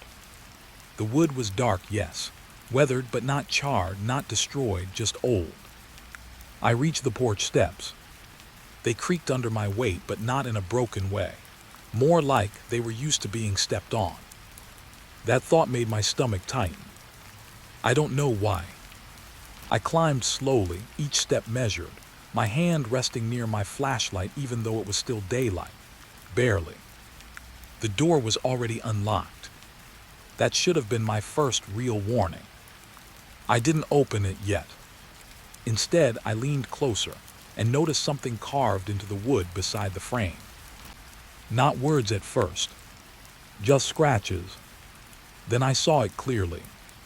Numbers, not random, repeated, over and over in uneven lines like someone had been counting while they were afraid. I traced them with my eyes without touching them. Something about them made my head feel slightly off balance. I stepped back. That's when I noticed the second thing. The smell. Smoke. Faint but real. Old smoke. Like something had burned recently inside a place that was supposed to be ashes. I froze. That's when the first open question formed in my mind. If this cabin burned down years ago, why did it smell like it was still burning? I pushed the door open. It didn't resist. Inside, the air changed immediately. Warmer. Not comfortable warm. More like trapped warmth. Like the room had been holding its breath for a long time. My flashlight beam swept across the interior. Everything looked intact.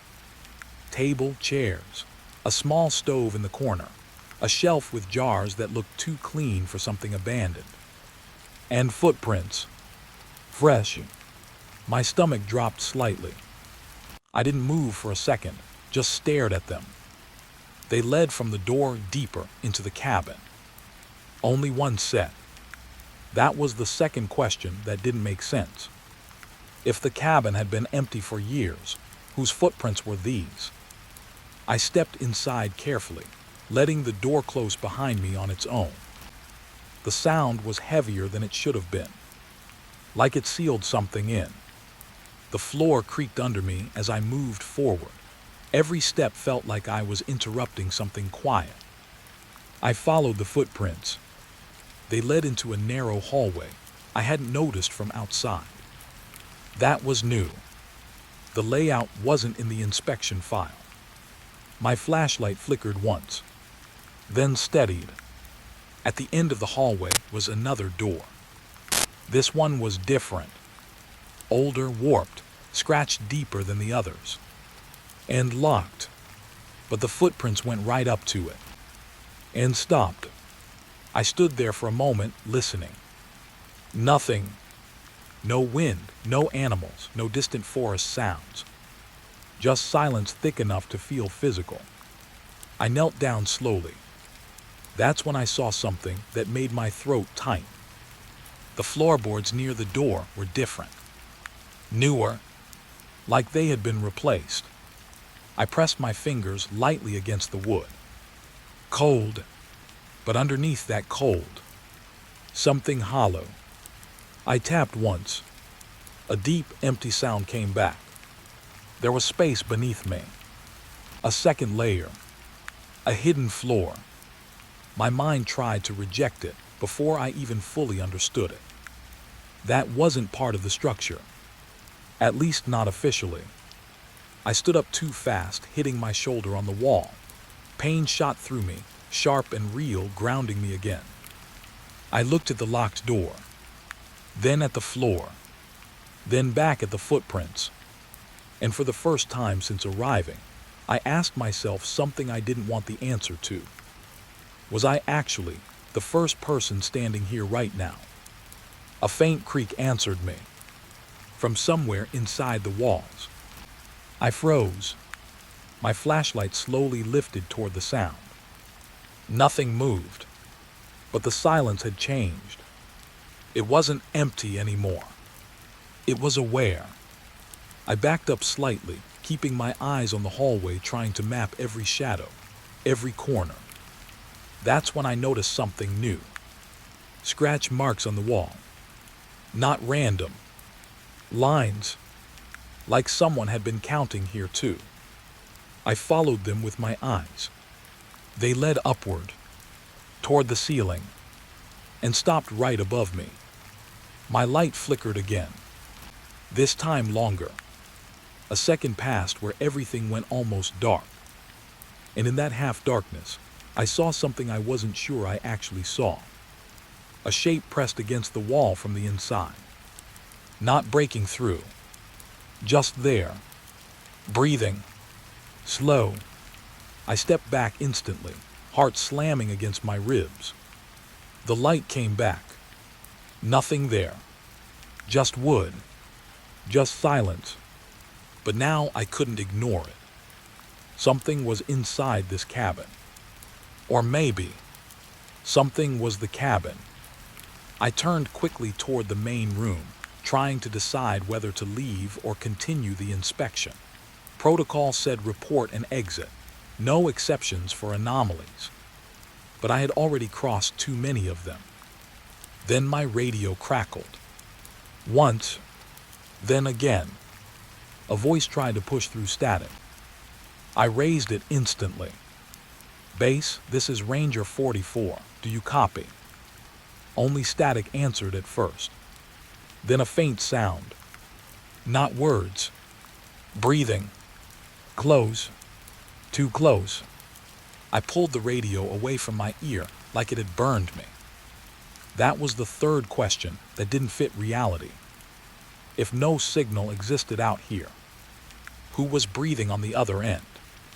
The cabin creaked again. Behind me. Slow. Like something adjusting its position. I didn't turn around. Not yet. Because something in me already understood the next truth forming in the silence. Whatever was in here, it wasn't reacting to me entering. It was reacting to me remembering I shouldn't be here at all. And that's when I saw it. On the table, a single sheet of paper. Clean, fresh ink, as if someone had just placed it there moments ago. I reached for it slowly. My hands weren't steady anymore. The text was short. Only one line. You're early. The moment I read it, the cabin seemed to settle deeper around me. Like it had been waiting for me to understand that sentence. And somewhere behind the walls, something shifted closer. I didn't move for a while after reading that note. You're early. Those two words didn't feel like writing. They felt like timing, like the cabin wasn't just speaking, it was correcting me. And somewhere behind the walls, something shifted again. Slow, deliberate, like it had heard my thoughts settle. I stepped back from the table without taking my eyes off the hallway. My flashlight trembled slightly in my hand, though I wasn't shaking hard enough to justify it. That was the worst part. My body was reacting before my mind fully agreed there was danger. The air in the cabin felt thicker now, not warmer, not colder, just heavier, like the room had gained weight in the last minute. I turned slowly toward the footprints again. They were still there, but now they didn't look like they were going away from the door. They looked like they were coming back. I froze. That shouldn't have been possible. Footprints don't reverse direction on their own. unless someone turned around, or unless I had misunderstood what I was seeing from the beginning. A faint creak rolled through the cabin again, this time from the ceiling. I looked up instantly. Nothing, just wood beams and darkness between them. But the silence that followed wasn't empty anymore. It felt focused, like something above me was holding still on purpose. Then I heard it. A soft dragging sound. Not loud, not dramatic. Just enough to tell me something was moving where it shouldn't be able to move. Above me, I stepped backward into the hallway without thinking. My boot hit the floorboard near the hidden layer again. That hollow sound returned, deeper this time, like something inside had shifted closer. My mind tried to build logic around it. Old structure, loose boards, wind, expansion, anything normal. But the cabin didn't cooperate with normal explanations. Because the footprints had changed again. Now they were facing me. Perfectly. As if whoever made them had stopped walking. And turned to look at me. A slow pulse of fear moved through my chest, steady and cold. Not panic yet, something worse. Recognition without understanding. I whispered without meaning to. Hello. My voice disappeared into the hallway like it had never existed. No echo, no response. Just that same patient silence. Then, a sound from the wall. A scratch. Low, long, dragging upward. I stepped closer despite myself, flashlight raised. The wall looked unchanged at first glance. But when I focused, I saw it. The scratches weren't random anymore. They were forming something. A pattern. Not letters, not words. A shape repeating itself across the wood. Like something inside had been tracing the same idea over and over, trying to make it real. My breath caught when I realized what it resembled. A human outline. Not drawn cleanly. Pressed, like something had been pushing from the other side, slowly mapping itself into the structure. And then it moved. Not the wall. Something behind it. A subtle shift inward. Then outward. Like a breath. My flashlight flickered again. For half a second, the light dimmed. And in that half second, I saw it clearly. A face shape, not fully formed, not fully visible. Just pressure against the wood. Watching. And aware. The light came back immediately. Nothing there. But I couldn't unsee it anymore. The cabin wasn't just old. It was occupied in a way that didn't belong to space or time. Something was inside it, but not in the way people understand inside. It was more like contained and learning. I stepped back toward the main room again, forcing myself to breathe slower. That's when I noticed the footprints had stopped changing. They were still, waiting, like they were no longer interested in where I was going, only in what I would do next. A faint sound came from the table behind me. I turned instantly. The paper was gone. My stomach dropped. It hadn't fallen. It hadn't blown away. It had simply stopped existing on the table. Instead, there was something else now. A faint indentation in the wood. Like something had been pressed into it hard enough to leave a memory. I leaned closer without thinking, and saw it. A new set of numbers, different from the ones outside, but familiar in a way I didn't want to understand. They were counting upward, one by one, like time wasn't passing here. It was being recorded. From inside, my radio crackled again suddenly. I almost dropped it. Static filled the room, louder than before, cutting through the silence like tearing fabric. Then a voice. Not clear, not stable, but closer than before. Ranger, are you still inside? My throat tightened. I answered immediately. Yes, I'm inside, I found. The radio cut me off. A long pause of static followed. Then the voice returned. But it wasn't asking anymore. It was confirming. You're inside. My grip tightened so hard the plastic creaked. That wasn't a question. That was recognition. Like they already knew. Like they had known before I did. I looked toward the hallway again. The footprints had changed position. They were no longer facing me. They were circling me. Slowly, like something was walking around me, without needing to move through space in a normal way. My pulse spiked. I backed toward the main door. But then I stopped. Because the door was already slightly open. Snow drifted in quietly through the gap. Cold air touched my face. Real air, outside air. For a second, relief tried to rise in my chest. But it didn't reach my lungs. Because I saw something in the snow just outside the threshold. Footprints. Not mine. Not going away. Standing. Facing the door. Waiting outside. Exactly aligned with where I was standing inside. Like whatever was in here was mirrored outside. My mind struggled to process it. Two versions of the same presence, one inside, one outside.